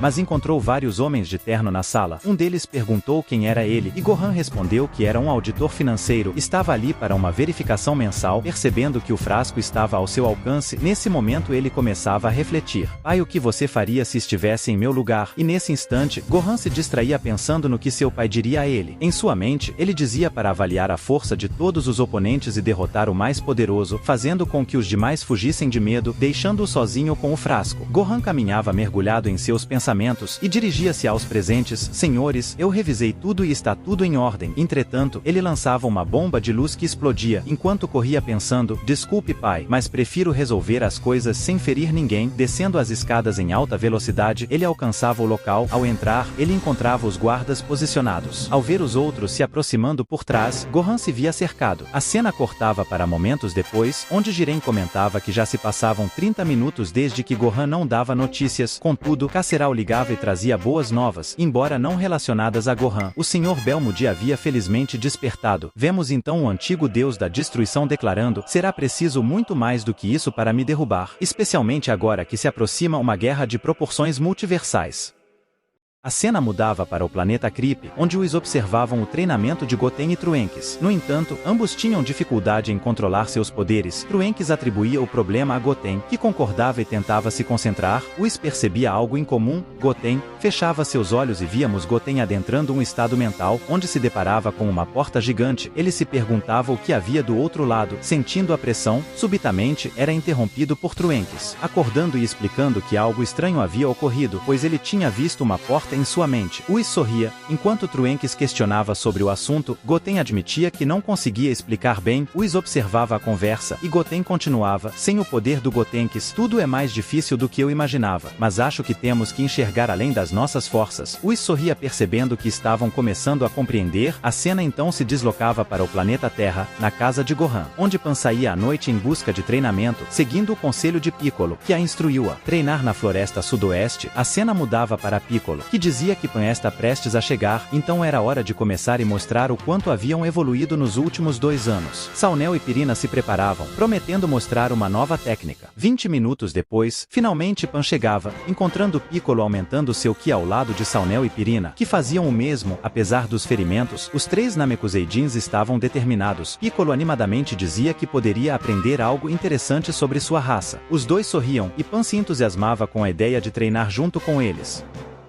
A cena retornava para um mês atrás, onde o combate de Rito e Frost havia acontecido. Lá ambos se encaravam, pois no combate iria começar, e o narrador dizia: a pressão sobe de pouco a pouco. O primeiro que realizar um ataque tem grandes chances de sair o vencedor, pois no nível atual qualquer movimento pode ser decisivo. De repente, Rito erguia a mão. Quando Frost se dava conta, ele estava sendo acertado, e ele pensava: o que foi isso? Foi do nada. É como se a mão dele estivesse apertando o meu coração. Meu corpo está paralisado. Mais que droga. Mas eu preciso resistir. Ele forçava, conseguindo sair do ataque de Rito, e gargalhava. Em seguida dizia: essa foi por pouco, agora eu devo te contra-atacar. Ele acelerava, aparecia atrás de Rito e dizia: creio que me enganei, você não odeia a sua vida, na verdade adora destruir a vida das suas vítimas. Ele ia agora para a frente de Rito e o golpeava bem no coração, mas de repente Rito acelerava, várias imagens suas começavam a aparecer, todas erguiam a mão com ki exalando e atacavam. Frost saía do golpe e pensava: ufa, essa foi por pouco, mas ao se dar conta, a sua perna já não estava mais lá, estava arrancada no chão, e Frost pensava perdendo sua consciência. O que aconteceu aqui? Então ele caía desmaiado no chão.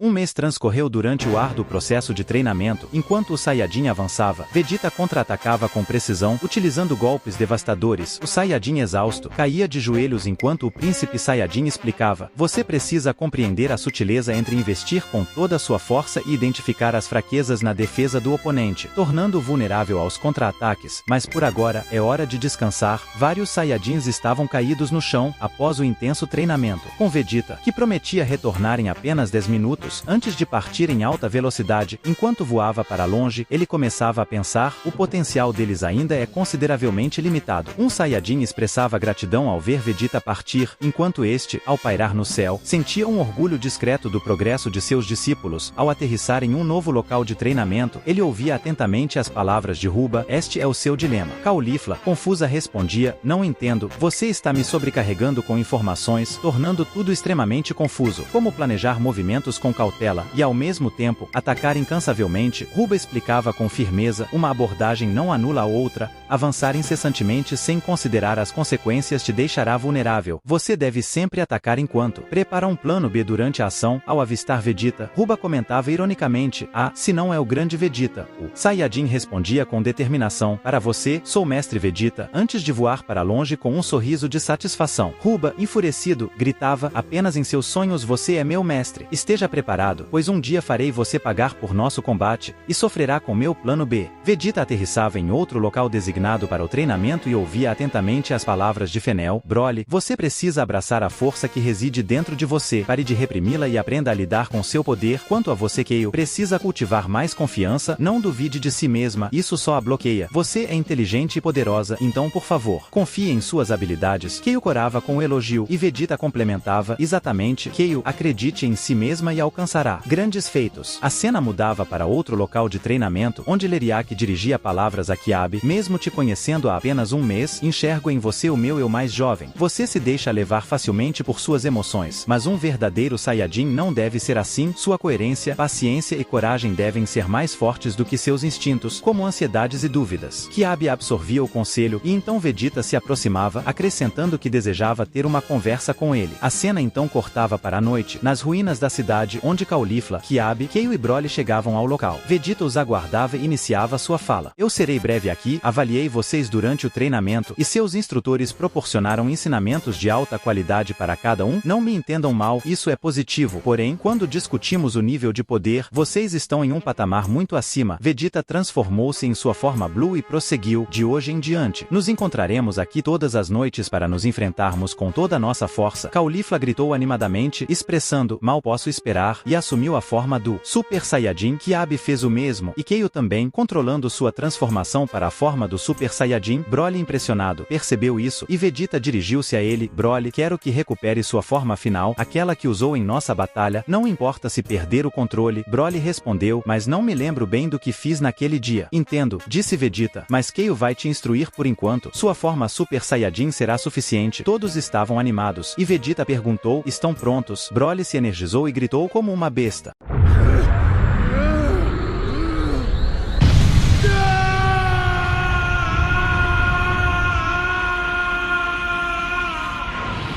O ambiente vibrava, e sua forma de Super Saiyajin surgiu. O que ocorreu durante esse treinamento não foi revelado. A cena cortou para o amanhecer, onde Vegeta observava o céu. Ele estava ferido, assim como Kale, Caulifla e Kiabe, que estavam caídos no chão. No entanto, Broly, também ferido, mas em pé, olhando para cima e via Vegeta voando no céu. Os outros três mal conseguiam se levantar, mas em seus rostos, era visível, estavam determinados a ficar mais fortes. Caulifla se esforçava para se levantar e comentava, incrível, o potencial de Broly é ainda maior do que o de Kale. Vegeta ouvia atentamente, sorria e refletia, é verdade, Broly pode alcançar um nível que eu jamais poderia imaginar. Seu poder está muito além da época em que lutei ao lado de Kakaroto contra ele. Ele interrompia seus pensamentos e prosseguia, Kale, você me impressionou na noite passada, acredito que Broly aprenderá muito com você e seu controle. Ele então pousava e concluía, já você Caulifla, quando alcançar o seu auge, treine para manter esse nível e acessá-lo com mais facilidade. Com isso, a conversa deles chegava ao fim. Quando a hora de treinar com a elite do planeta Sadala finalmente chegou, todos os Saiyajins mostravam-se prontos para o combate. Kiabe questionava se eles já estavam treinando, e Ruba respondia, ninguém quis voltar para casa, praticamos a noite inteira. Vegeta satisfeito afirmava, muito bem, vocês entenderam a situação que nós nos encontramos. O Saiyajin que havia lutado contra Vegeta agradecia, e Vegeta percebia que seu treinamento estava surtindo efeito não apenas fisicamente, mas também mentalmente. Todos ali estavam mudando suas mentalidades, compreendendo a gravidade da situação iminente. O compromisso era real, e vários Saiyajins, incluindo jovens e crianças, estavam dispostos a entrar na guerra. Vegeta alertava sobre os riscos da batalha, mas todos aceitavam prontamente. O desafio era aquilo ou esperar uma possível morte. Vegeta estava entusiasmado e exclamava em sua mente, nós podemos vencer esta guerra Kakaroto.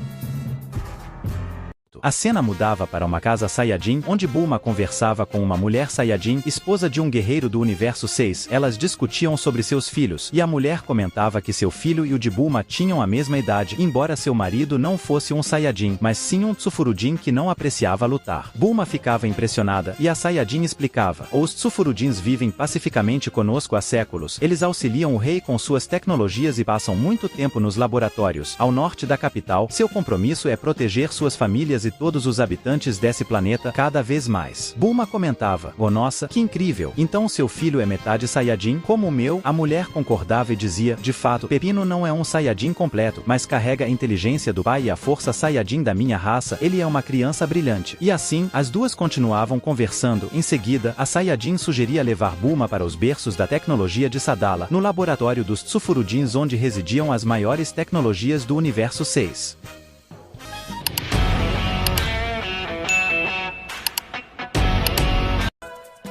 Um Um mês antes no planeta Calamente, mais especificamente no momento em que Kuririn, Yantia e Tenshinhan chegavam no local, lá Basil questionava o que eles estavam fazendo no planeta, e Kuririn dizia, então é que o Gohan nos indicou vocês para treinar com a gente para se preparar para o conflito. Os três começavam a gargalhar e Bergamo dizia confuso, do que você tá falando? Que confronto é esse? O trio da Terra ficava confuso e Tenshinhan explicava, é que o grande sacerdote do universo enviou uma mensagem. Você não se lembra? Bergamo não entendia do que ele falava e Kuririn dizia, será que a mensagem não chegou graças a ele ter aparecido acima das nuvens densas no mundo? Yantia dizia, poxa, mas se é assim pode ter inúmeros planetas que não receberam essa mensagem. Kuririn falava, muito bem, então eu vou explicar para vocês, e assim o tempo passou. Ele explicou e ao terminar a explicação os três absorviam o que foi dito, e Bergamo finalizava dizendo, então não temos tempo a perder, mostre para mim o que vocês terráqueos são capazes. O trio da Terra entrava em guarda exalando os seus quis, e Tenshinhan disparava. Bergamo respondia com um cruzado de esquerda em cheio, porém era um clone de Tenshinhan, outro deles chegava, o oponente olhava, mas nessa hora Kuririn aparecia fora do seu campo de visão. Bergamo chutava Tenshin para longe, Kuririn materializava um Qianzan e disparava. Quando iria acertar Bergamo ele desviava, ele vinha voando em direção a Kuririn, que respondia com um Kaioken. Bergamo era momentaneamente cegado, e Yantia aproveitava para avançar e disparar seu Roga Fufuken.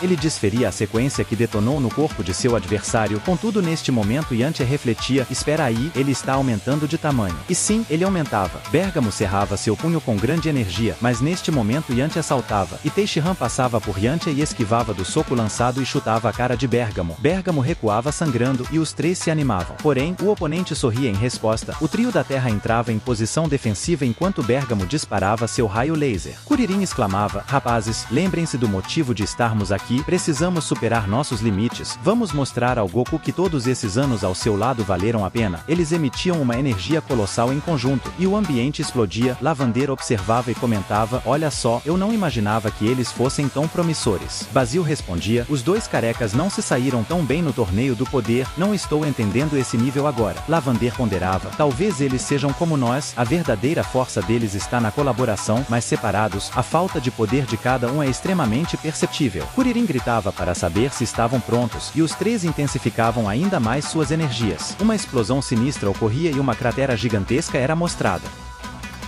Dentro dela, os três terráqueos estavam caídos. Bergamo apenas sorria sem ferimentos graves, e dizia tranquilamente, olha só, eu quase precisei lutar a sério de fato. Preciso elogiar vocês, Basil, encontre um lugar para esses três descansarem. Nesse momento, a cena mudava para o planeta Sidra, no universo 9. Lá, o próprio destruidor Sidra murmurava baixinho para o seu Kaioshin, temos 2 anos para concluir nosso pequeno plano. Precisamos agir primeiro e atacá-los antes que tenham oportunidade de reagir. Morrito, que estava distante ouviu isso, aparecendo diante deles num instante, e perguntou sobre o que estavam falando. O Kaioshin Hou disse que não era nada importante, mas Mahito insistiu, eu fiz uma pergunta e ficaria feliz em ter uma resposta. Sidra disse, não se preocupe, estamos apenas batendo papo. A aura de Morrito preenchia o ambiente e ele declarava, muito bem, então a partir de agora vou observá-los mais de perto. Hou respondia, não é o que está pensando o Sr. Morrito, garanto que nunca tomamos decisões sem consultar você, diante de um conflito divino iminente. Morrito com uma aura sinistra concluía, bom, que seja assim. Alguns dias se passaram e Kuririn abria os olhos, revelando os 3 terráqueos enfaixados. Ele ponderava, todas essas feridas, que acontecerá quando enfrentarmos inimigos mais numerosos e sedentos por sangue? Yantia motivado começava a falar, temos pouco menos de 2 anos para nos fortalecermos, além disso, como vamos saber quando a guerra começa? O deus da destruição Sidra e o Kaioshin Hou nos avisarão, então, podemos confiar neles. Lavandeira tentando distrair os terráqueos dizia, esse careca deve enxergar através das nuvens com esse terceiro olho. Todos riam juntos e o ambiente mudava. Basil perguntava a Tenshinhan por que ele possuía esse terceiro olho na testa, e Tenshinhan respondia, sou descendente do clã dos 3 olhos, que possuía essa peculiaridade, mas já não existe mais. Durante minha infância, os anciãos do meu clã me contaram antigas lendas sobre a presença desse terceiro olho. Alguns falavam de uma divindade presente, outros de um sinal profético, e pessoas de fora de nosso clã o viam como um demônio. No entanto, os mais velhos sempre me ensinaram a discernir entre eles. Minha força e minha identidade foram moldadas assim, ingressei na escola da Garça e conheci Caos, meu melhor amigo, mas um dia, ao retornar à aldeia, minha família desapareceu no ar, passei muitos anos em busca deles. e tomei a decisão de retornar à escola da Garça, que é minha segunda família. Conheci Kuririn e Goku enquanto eles estudavam artes marciais em uma escola rival. Quanto ao olho, é apenas uma característica física, nada relacionado às antigas profecias. Yantia mencionou que éramos uma ótima equipe, mas nunca mais nos reunimos. Bergamo não compreendia o motivo dessas palavras e perguntou por que não voltaria. Os três ficaram em silêncio por um momento. Então Kuririn, com os olhos marejados, disse: Goku estava no universo 19 quando foi selado. Ele pode não estar mais conosco. Teremos que enfrentar isso sem ele. Yantia sorria, aponta para o próprio peito e começava a falar: Goku ainda vive em nossos corações. Ele nos ensinou muitas coisas e nos desafiou sempre. Nunca é tarde demais. Venceremos esta batalha. E eu mesmo libertarei Goku das garras de nossos inimigos.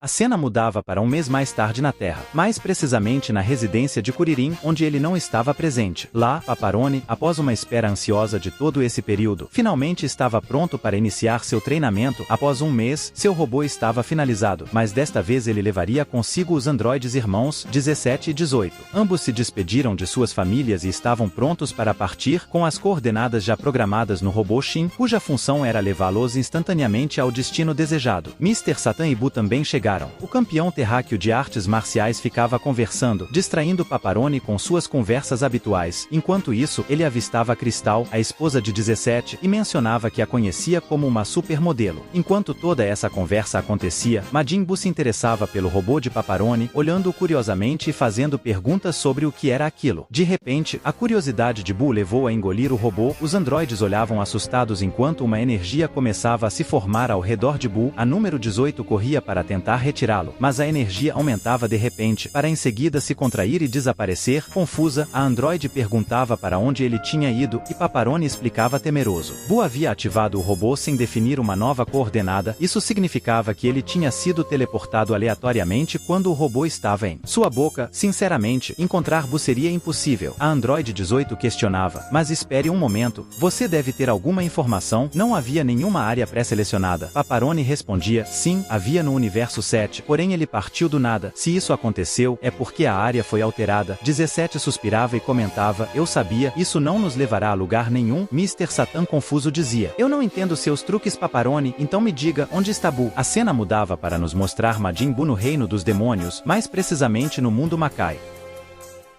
A cena mudava para o universo 11 no momento em que Gohan se via cercado, sendo forçado a agir de uma maneira que não desejava. Ele lançava o vírus para o alto, removia seus óculos, e um dos adversários disparava com uma arma. Ele bloqueava todas as balas com uma mão, concentrando seu ki para afastar os inimigos. Então, soltava os projéteis e, quando todos percebiam, já estava desferindo chutes em um e depois indo para cima de outro, o nocauteando-o. Em seguida, saltava em direção ao vírus. Consegue agarrá-lo a tempo. A cena cortava para o exterior, onde Jiren e Dispo sobrevoavam a área, entrando preocupados. Porém, ao observarem a situação, viam Gohan enviando um sinal de confirmação para eles. Mais adiante, os bandidos eram presos, mas a tropa do orgulho chegava ao local, emergindo da chuva.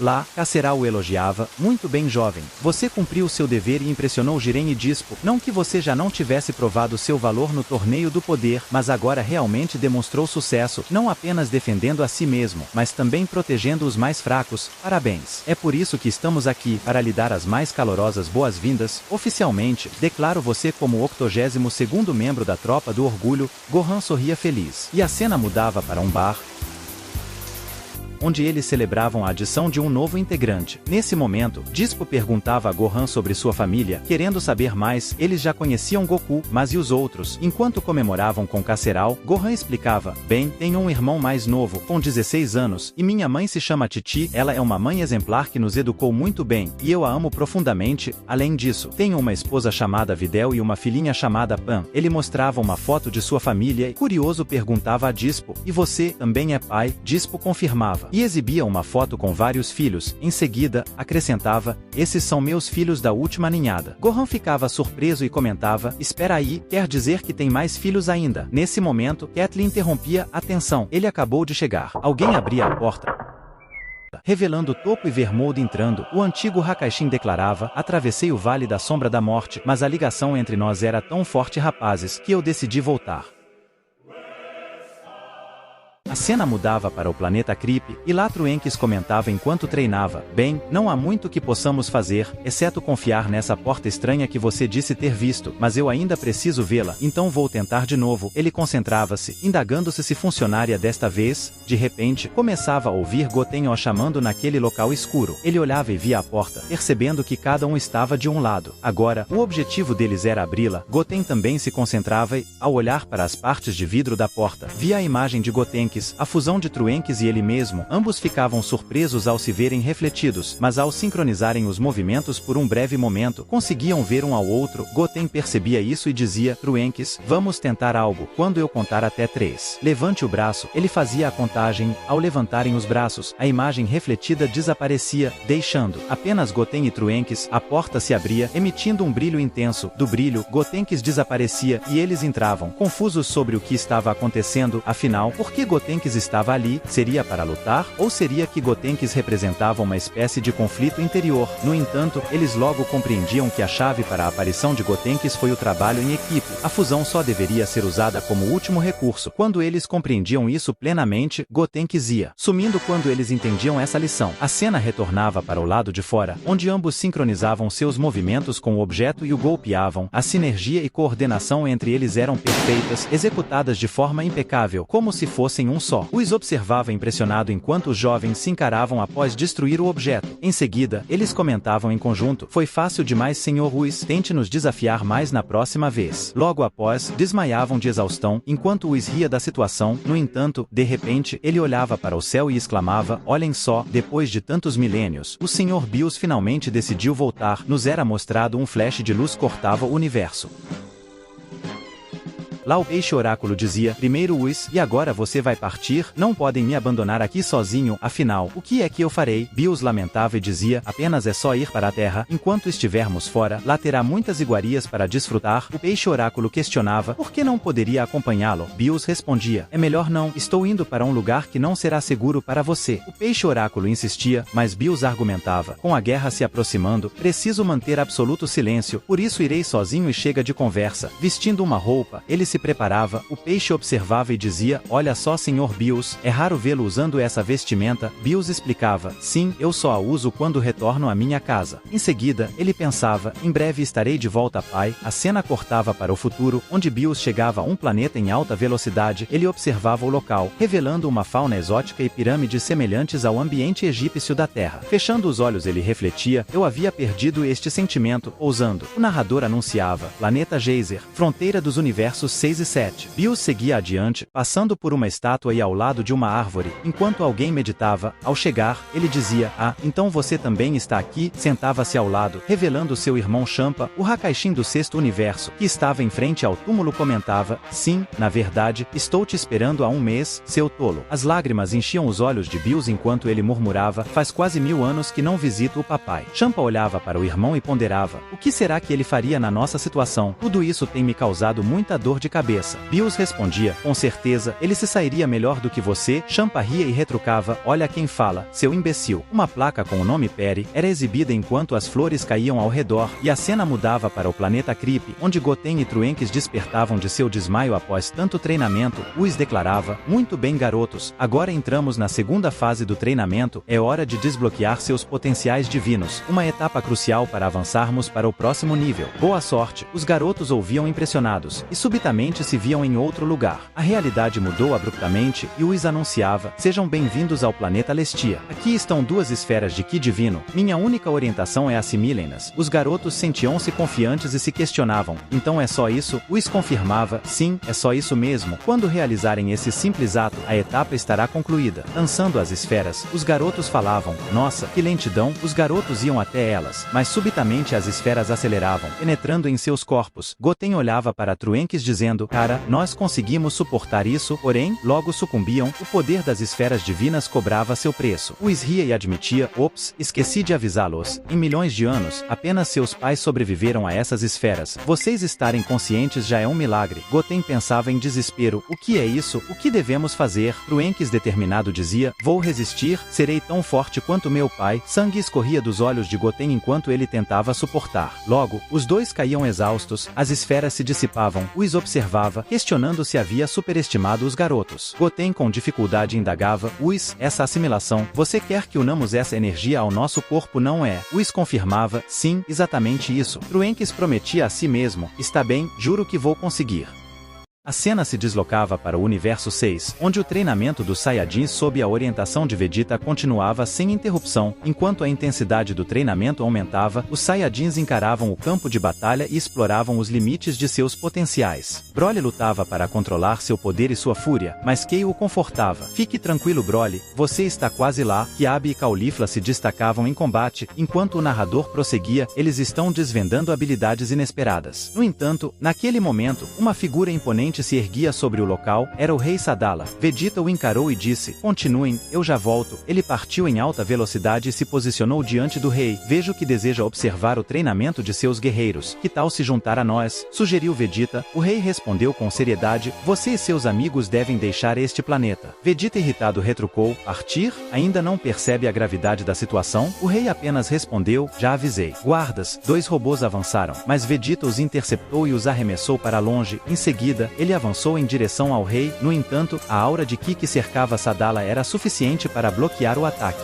De repente, o monarca contra-atacava o príncipe com um golpe fulminante. Em seguida, ele proferiu, então é você quem estava instruindo meu povo a se defender? Lamentável. Você e os traidores do meu povo não significam nada. Broly retornava à sua forma base, observando o início do confronto, e ponderava, o que Vegeta fará agora? Foi então que testemunhamos o príncipe Saiyajin atravessando uma montanha com um único golpe. Enquanto o rei voava atrás dele, o príncipe fechou sua guarda, sorriu e disse, ah, então esta é a verdadeira face do rei pacifista. O rei retaliou rapidamente, desferindo um golpe que fez Vegeta colidir contra uma montanha. Encarando a situação, Vegeta pensou, esse cara é muito mais forte do que eu imaginava. O rei então se postou diante de Vegeta, canalizando um ataque, enquanto o príncipe fazia o mesmo por baixo. Ambos gritaram enquanto disparavam seus golpes, e o ambiente ao redor começou a colapsar. Kiabe testemunhou aquilo e ordenou, reúnam-se na minha barreira de Ki. Vegeta elevou-se aos céus com seu Ki exalando poder. Enquanto o rei o encarava, o príncipe avançou rapidamente desferindo um chute, mas o rei segurou sua perna. Vegeta pensou, maldito, por que não apareceu no torneio do poder ou no torneio contra o Universo 7? Você poderia ter ajudado seu povo. Ele chutou com a outra perna fazendo o rei cuspir sangue, mas este permaneceu firme, impressionando Vegeta. Sadala avançou e Vegeta esquivou, contra-atacando em seguida com um chute. O rei recuou, canalizando uma enorme quantidade de Ki em seu punho. Enquanto Vegeta refletia, que previsibilidade, já era óbvio que você viria com um soco do seu punho esquerdo, mas, num instante surpreendente uma joelhada veio em vez disso. Vegeta se preparou para o golpe, mas era apenas uma distração, pois o verdadeiro ataque veio com o punho esquerdo do rei. Vegeta recuou sangrando encarando o rei antes de avançar. Novamente, ele desferiu um chute fazendo o rei soltar um gemido de dor e cuspir sangue, e então o arremessou violentamente ao chão. Com um olhar indignado, o rei declarou, nunca em toda a minha vida fui enganado por outro Saiyajin. Você deixará este planeta, mesmo que eu tenha que forçá-lo. Ele investiu em um novo ataque, enquanto Vegeta o encarava e refletia com um sorriso astuto. A luta começou a ficar interessante, mas você ainda está escondendo todo o seu poder. Os dois colidiram suas cabeças se chocando, e ambos recuando ensanguentados. No entanto, Vegeta rapidamente se recompôs e avançou novamente. Enquanto o rei recuava, lançou uma rajada de Ki, mas Vegeta fluía entre os ataques, desviando-se habilmente de todos eles. Então ele encarou o rei e desencadeou sua transformação em Super Saiyajin. No entanto, nesse momento, o rei olhou apavorado e, antes mesmo de Vegeta atacar, Sadala cobriu os olhos. O príncipe interrompeu seu ataque, confuso retornando à sua forma básica, e declarou, chegou a hora de você explicar por que nutre tanto ódio pelos Super Saiyajins, e por que continua escondendo seu verdadeiro poder. Sadala permanecia chocado com a situação, enquanto Ruba, acompanhando a luta de longe refletia, o que acabou de acontecer? Vegeta derrotou nosso rei, isso significa que ele agora será nosso novo líder. Kiabe observava com confusão, enquanto a cena retornava para Sadala, que se via pressionado a fornecer uma resposta.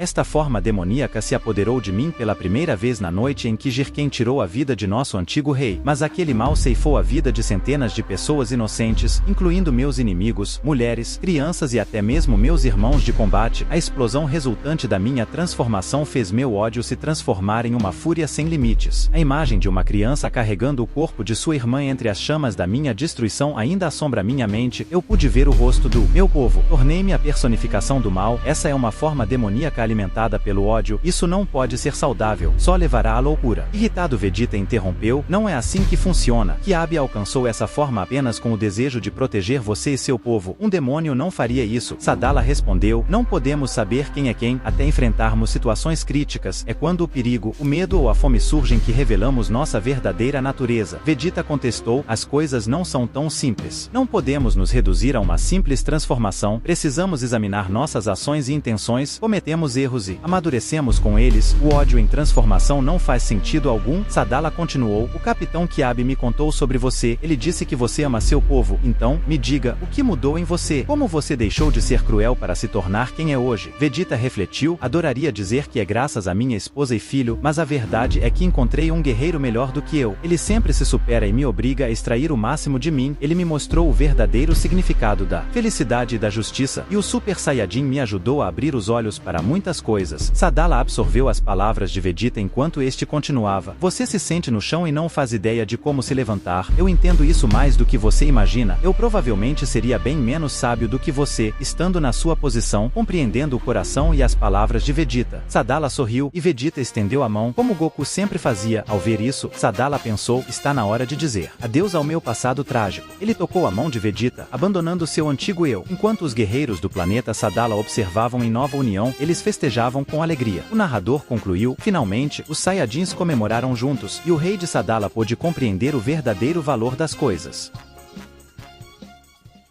Enquanto isso na Terra no Universo 7, Videl ensinava seu pai a habilidade de voar, olha só Videl, eu posso voar, comemorava Satã obtendo algum progresso, ao mesmo tempo que o homem se alegrava com sua evolução, entristecia-se por ter perdido o seu amigo, não se preocupe Buu, eu vou te trazer de volta, o narrador dizia, cada um participa da guerra à sua maneira, até mesmo os mais fracos estão contribuindo, mas eles estarão prontos a tempo. Universo 14, um cajado de um anjo brilhava muito forte, e alguém parecia acordar de um longo sono. Universo 0, o narrador terminava de exclamar para enfrentar uma ameaça que ainda não conseguem nem imaginar. Universo 14, onde um indivíduo começava a abrir os olhos e recobrar sua consciência, ali, alguém exclamava, ó, ilustre herdeiro finalmente recobrou os sentidos, meu senhor, sinceramente, não sei o que está ocorrendo, há uma lacuna em minhas memórias, como se tivesse sido apagada, o senhor tem alguma informação, a criatura negava com a cabeça, e seu serviçal continuava, quando despertei alguns minutos antes do senhor, percebi que a porta estava trancada, com um feitiço antigo, porém, como sou um feiticeiro, não tive problemas para resolver a situação, o indivíduo misterioso indagava sobre Salaga, e o feiticeiro solicitava que o seguisse, ele abria a porta, e o indivíduo teve dificuldades para se acostumar com a claridade, mas quando seus olhos se ajustaram, ele observou o horizonte, e o narrador anunciou, Universo 14, Planeta Brige, em seguida, o feiticeiro comentou, também fiquei surpreso, ilustre herdeiro, nesse momento, alguém ferido pousou atrás deles, era o próprio Salaga, o indivíduo perguntava sobre suas vestes, e ele respondeu, não consegui acordá-lo, então tomei a iniciativa e parti, enfrentei hordas de criaturas feitas de energia pura, tive que me adaptar, pois meus golpes drenavam minha vitalidade, mas com paciência, consegui copiar a habilidade de absorção de vitalidade e logo superei meus adversários. A batalha foi árdua ilustre herdeiro, mas valeu a pena pela experiência adquirida, e o mais importante, o de cumprir minha missão de proteger você, o feiticeiro começava a tratar dele, e Salaga dizia, respeitosamente nobre herdeiro, se me permite dizer, os encantamentos dos inimigos se assemelhavam aos do Sr. Dromel, o feiticeiro ficava confuso, e o herdeiro comentava, eu notei que qualquer contato telepático com ele ou Xeriz parece ser impossível, vamos direto para o seu planeta, Dola. Chame a nave mãe, o feiticeiro se dirigia à nave, preparando-se, erguendo seus braços e uma gigantesca nave surgia, eles se encaminhavam para a nave, e nesse momento Salaga se concentrava em seu mestre localizando seu coração, ele murmurava, como pensei, os batimentos dele estão irregulares, sua pressão arterial está instável. Em seguida, ele se desculpava dirigindo-se ao venerável herdeiro, o herdeiro parava, olhando para ele, enquanto Salaga continuava, independentemente do que tenha acontecido. Eu sei que o senhor tomará as decisões corretas. O herdeiro retomava sua caminhada dizendo, eu não tenho essa pretensão. A cena mudava para o Universo 7, na Terra, onde o treinamento entre Piccolo e Pan ocorria, a filha de Gohan lançava um chute,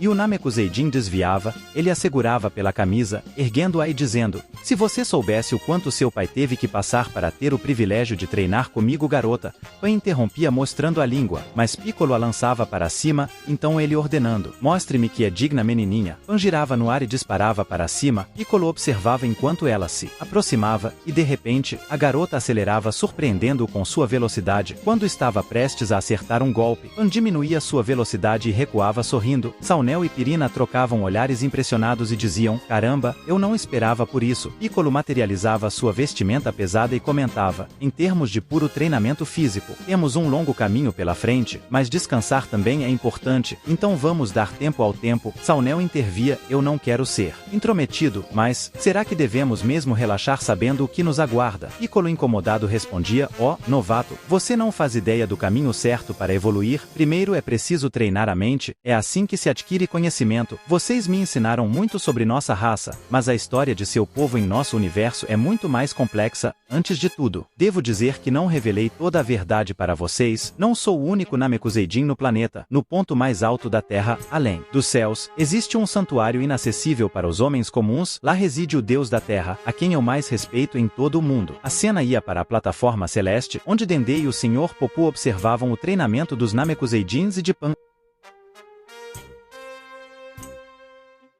A cena trocava para o universo 14, no planeta Dromel, uma nave espacial com o venerável herdeiro chegando ao planeta. Ao pousar com seus soldados, seu companheiro Salaga saía para investigar os arredores do planeta. O sucessor se elevava ao céu, materializando uma energia distorcida e erguendo os braços. Uma onda de energia se espalhava pelo planeta, criando um mapa tridimensional com essa energia. Salaga sentia a energia passar por ele e voava de volta. Chegando, ele dizia: meu senhor, eu não sabia que tinha essa habilidade à disposição. Creio que seria ideal não mostrá-la ao inimigo. O sucessor respondia: não se preocupe, não há vida neste planeta, mas há algo adiante, uma espécie de farol, deixado aqui intencionalmente. A cena se aproximava desse suposto farol, e o sucessor continuava: eu irei lá sozinho. Os aliados ficavam preocupados, mas ele enfatizava: eu vou sozinho, e não há negociação. Ele partia e chegava ao local, percebendo uma energia estranha no ar. Erguendo o braço, ele atravessava para o lado, revelando uma espécie de camuflagem. Uma barreira era mostrada, e ele entrava nela. Lá dentro, um rosto com 3 olhos o encarava. O sucessor percebia algo estranho e então a cena cortava para fora, onde os discípulos conversavam. De repente, uma explosão ocorria. O feiticeiro gritava que era uma armadilha, e Salaga dizia para se acalmar. Ele explicava: ele ainda está lá dentro, mas é como se tivesse entrado em outra dimensão. Eu mal consigo focar nele, mas ainda sinto resquícios de sua presença. Se as coisas ficarem estranhas, você deve destruir toda a área que cobre essa dimensão, sem aviso prévio, Dola. O feiticeiro afirmava: pode contar comigo. A cena adentrava a dimensão e lá, alguém se aproximava caminhando. O sucessor materializava uma arma e avançava. De repente, uma forte luz surgia da escuridão, e o Kaioshin do universo 14, chamados ao aparecia. Ele dizia: eu estive esperando por você 6 meses, nobre herdeiro. O sucessor respondia: mestre Zal. O Kaioshin continuava: por favor, siga-me. Sei que deve estar confuso, e peço desculpas por isso, mas tudo aconteceu conforme planejamos até agora. O sucessor perguntava onde estavam, e o Kaioshin respondia: estamos na sala do altar dos anjos. Quando um anjo não está usando seu cetro, ele repousa aqui. Isso é chamado de cetro do universo. Cada anjo guia de seu respectivo universo possui o seu. Ele se aproximava e continuava: por favor, pegue. O sucessor pegava o cetro, e nesse momento, parecia que Dromel do passado estava gravando em uma espécie de gravação. Olá, Amaron, sou eu, Dromel. Como percebeu, não estamos mais no mesmo lugar aparentemente. Você está com amnésia, mas permita-me relembrar você. Nosso universo foi apagado em um instante pelo Sr. Zeno enquanto você mostrava sua capacidade para alcançar o que sempre desejou. O universo desapareceu, mas foi eventualmente restaurado graças a um pedido de outro universo, concedido pelas esferas do dragão. Depois disso, fui abordado por uma mulher que parecia ser a mãe dos anjos, uma companheira do Daishinkan. Todos nós, descontentes com as ações de Zeno, Escamos não existimos mais. Cansamos dessa hierarquia louca e infantil imposta pelos governantes de tudo. Isso precisa acabar. Foi então que decidimos agir por conta própria e confrontar o próprio Daishinkan.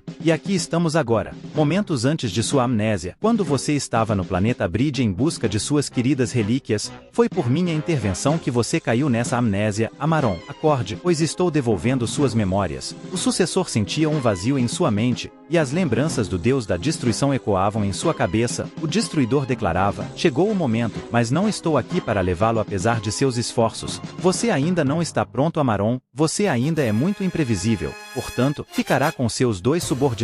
Amaron retrucava: meu senhor Dromel, com todo respeito, sou contra sua decisão, não posso permitir que vá sem mim. Dromel respondia: ah, então você está contra. Xeris, o anjo brandia seu cajado, e Amaron prosseguia: só por ter dito isso, o senhor Dromel decidiu me trancar e selar minhas memórias. Por último, ele me disse que me agradeceria mais tarde. A mente do sucessor voltava ao momento, e ele compreendia: agora entendo. A imagem refletida do Deus da destruição continuava: muito bem, agora que se lembrou, devo informar que se está vendo esta mensagem, é porque fomos detidos pelo grande sacerdote. No entanto, Xeris enviou seu cetro de volta para onde você está agora. Ele fez isso antes de ficarmos presos, ou seja, no momento não posso exercer meu cargo. Por isso, peço que conclua o que tinha para fazer. Você terá tempo e condições para isso, a partir de agora. De maneira representativa, você é oficialmente o Deus da destruição do Universo 14. O narrador anunciava: Deus da destruição do Universo 14, por delegação, Amaron.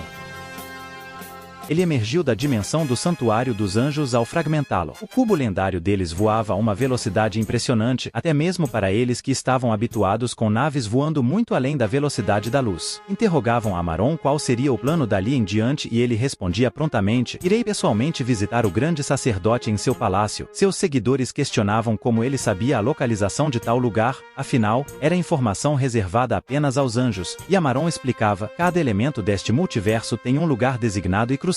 Nada é deixado ao acaso. Dola, o feiticeiro dizia com deferência: não tenho certeza se compreendi completamente, nobre herdeiro, mas não podemos simplesmente transitar de um universo para o outro na ordem que desejamos. Há etapas a serem respeitadas em cada jornada. Amaron se assentou e começou a explicar: há alguns anos existiam apenas 12 universos. Os deuses evocavam ao longo dos últimos milênios o termo pares de universos, mas após nossa ausência, isso foi corrigido. Na era em que nossos 18 universos existiam, éramos organizados em conjuntos de 3, os universos chamados trigêmeos. Nosso universo 14, por exemplo, compartilhava as mesmas galáxias, planetas e espaço com os universos 5 e 8, estando portanto entrelaçado com os universos dos deuses da destruição. Araki e Likir, Dola questionava ao ouvir aquilo: então, o lugar onde nasci existe de forma idêntica em outros 2 universos. Amaron respondia: vocês e Salaga são uma exceção à norma. Vocês pertencem ao reino dos demônios e existe um diferente em cada universo. Para ser mais específico, do universo 1, o supremo, ao 12, o definitivo. Agora retornaram junto ao 18, o prodigioso. Os universos 2, o benevolente, e o 11, a justiça, encontram-se com o 17, o desejo. O universo 3, o espirituoso, e o 10, viril, vinculam-se ao universo 16, o intrigante. O universo 4, o ardiloso,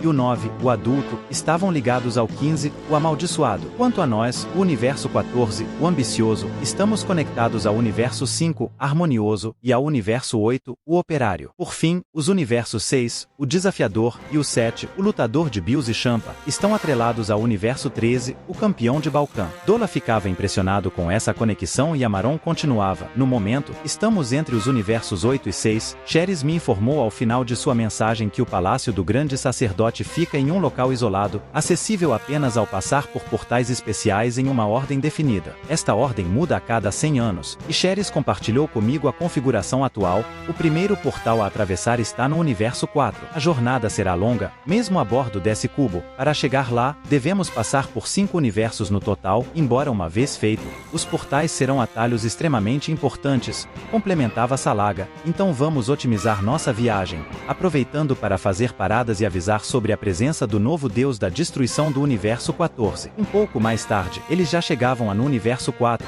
no planeta Romazeri. Lá, com sua magia, Dola abria uma fenda de energia e dizia: senhoras e senhores desse planeta, ajoelhem-se, pois estamos aqui para apresentar o primeiro e único, o grande todo-poderoso. Raios e trovões preenchiam o ambiente enquanto Dola continuava mostrando o herdeiro. Esse é o Lorde Amaron, o verdadeiro herdeiro do trono divino. divino, repetia Dola, enquanto as pessoas pareciam ignorar o chamado, instalando os dedos, uma pressão tomava todo o local, e as pessoas caíam de joelhos, entre elas Ganos, um dos participantes do Torneio do Poder, que mentalmente perguntava confiante aos visitantes quais são suas exigências. O que querem de um povo insignificante como nós? Levantando-se junto de Chapéu e Hop, ambos do Universo 9, as pessoas diziam, nossa, são os guerreiros do Torneio do Poder e com eles esta Ganos, o grande defensor do Universo 4. Dola se movimentava numa velocidade assombrosa, parava na frente deles e dizia, somos do Universo 14, na sua frente está o seu novo líder. Ganos respondia aumentando o tom, há 2 anos no Torneio do Poder, explicaram que existiam apenas 12 universos. Se você disse que é do Universo 14, quer dizer que tem a ver com o comunicado que o grande sacerdote fez há 5 meses. Quer saber? Você nem precisa responder minha pergunta. De toda forma, vocês não são bem-vindos nesse planeta. Dola pensava, então, eles têm ciência do que está por vir,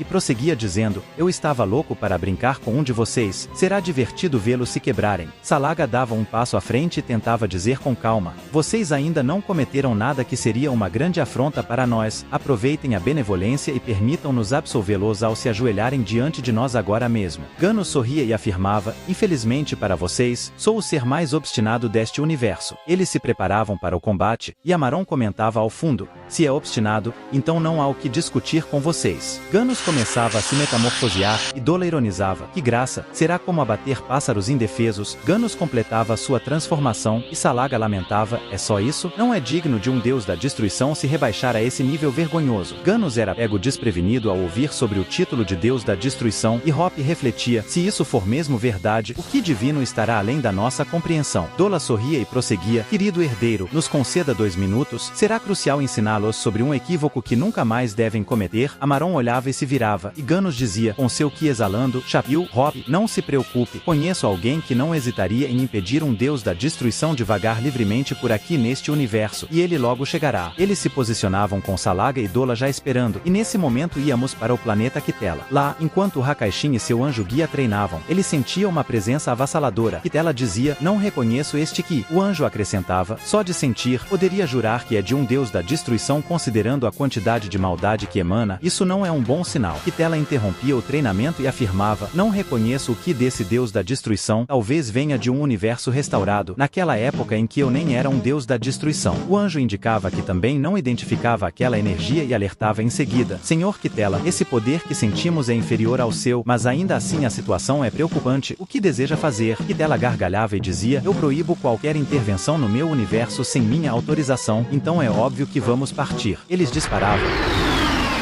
E a cena retornava ao planeta Romazeri. Com a cidade arrasada e a população dizimada, uma criança chorava. Ganos tentava se manter firme, e à sua frente estavam Dola, Salaga e Amaron observando tudo do alto, em cima de uma pilha de corpos, e ele declarava, não viemos aqui para aniquilá-los, viemos apenas para comunicar que o fim de tudo começará em breve, ainda não é tarde demais para fazer a escolha certa, não se juntem ao lado errado. Vocês não conseguiram fazer nada contra Salaga e Dola, mesmo eles usando apenas uma fração de seus poderes, então, me digam, realmente acham sábio se opor a mim? Fora que eu não sou nada comparado ao Sr. Dromel. Ganos questionava quem era Dromel, e Amaron era sucinto em sua resposta, não vou me dar ao trabalho de te explicar, a vida do seu povo está em suas mãos, se quer saber a resposta sobre quem é Dromel, talvez a descubra um dia se unir a nós. Ganos ria e exclamava, você é engraçado, continua se achando brutal, porém, não tem ideia de quem somos e do que somos capazes. Dola movia os dedos, e Ganos sentia um choque, ele começava a envelhecer. Nesse momento, Amaron percebia uma presença se aproximando em alta velocidade, o deus Kitela, ele alertava a todos, vamos partir Salaga e Dola. A cena cortava para a escuridão na mente de Ganos, e quando ele acordava, via o deus da destruição à sua frente, ele agora exibia uma aparência jovem como sempre, deixando Ganos confuso sobre o que acabou de acontecer. Kitela encarava-o e dizia, eu sei que chegamos um tanto atrasados, mas explique tudo com tranquilidade. O anjo pedia desculpas pela demora, Ganos observava ambos, porém logo se voltava preocupado com seus companheiros, que os viam ao lado, totalmente abatidos. Kitela notava que a situação deles não estava favorável e indagava, os intrusos estão à nossa frente, acredita que podemos alcançá-los. O anjo afirmava, não será simples, considerando que estão dentro de um cubo, não temos ideia de para onde estão indo, presumo que estejam mirando um portal específico, além disso, não são novatos, possuem um plano bem estruturado. Kitela ordenava que chamassem o cubo deles. Em seguida, ele começava a se contorcer de raiva, afinal, ele havia emprestado o seu cubo para o seu filho. Depois, ele se dirigia a Ganos e dizia, e pensar que estávamos contando com a ajuda dos mortais na guerra. No entanto, a maioria de vocês, até mesmo os mais robustos deste universo, não pode fazer absolutamente nada, o anjo complementava ao lado, e para aqueles que não são tão resilientes, é preciso torcer para que não desmoronem mentalmente após tais confrontos. Kitela instruía o anjo Cognac, limpe um pouco este planeta para que volte a parecer um pouco mais normal, faça os poucos habitantes remanescentes esquecerem de tudo o que ocorreu aqui, não precisamos de pânico desnecessário, e nós levaremos esses 3 conosco. Cognac respondia, não é da sua natureza agir em favor dos mortais, Sr. Kitela, mas se assim deseja, que assim seja. A narrativa mudava abruptamente para um novo cenário no multiverso,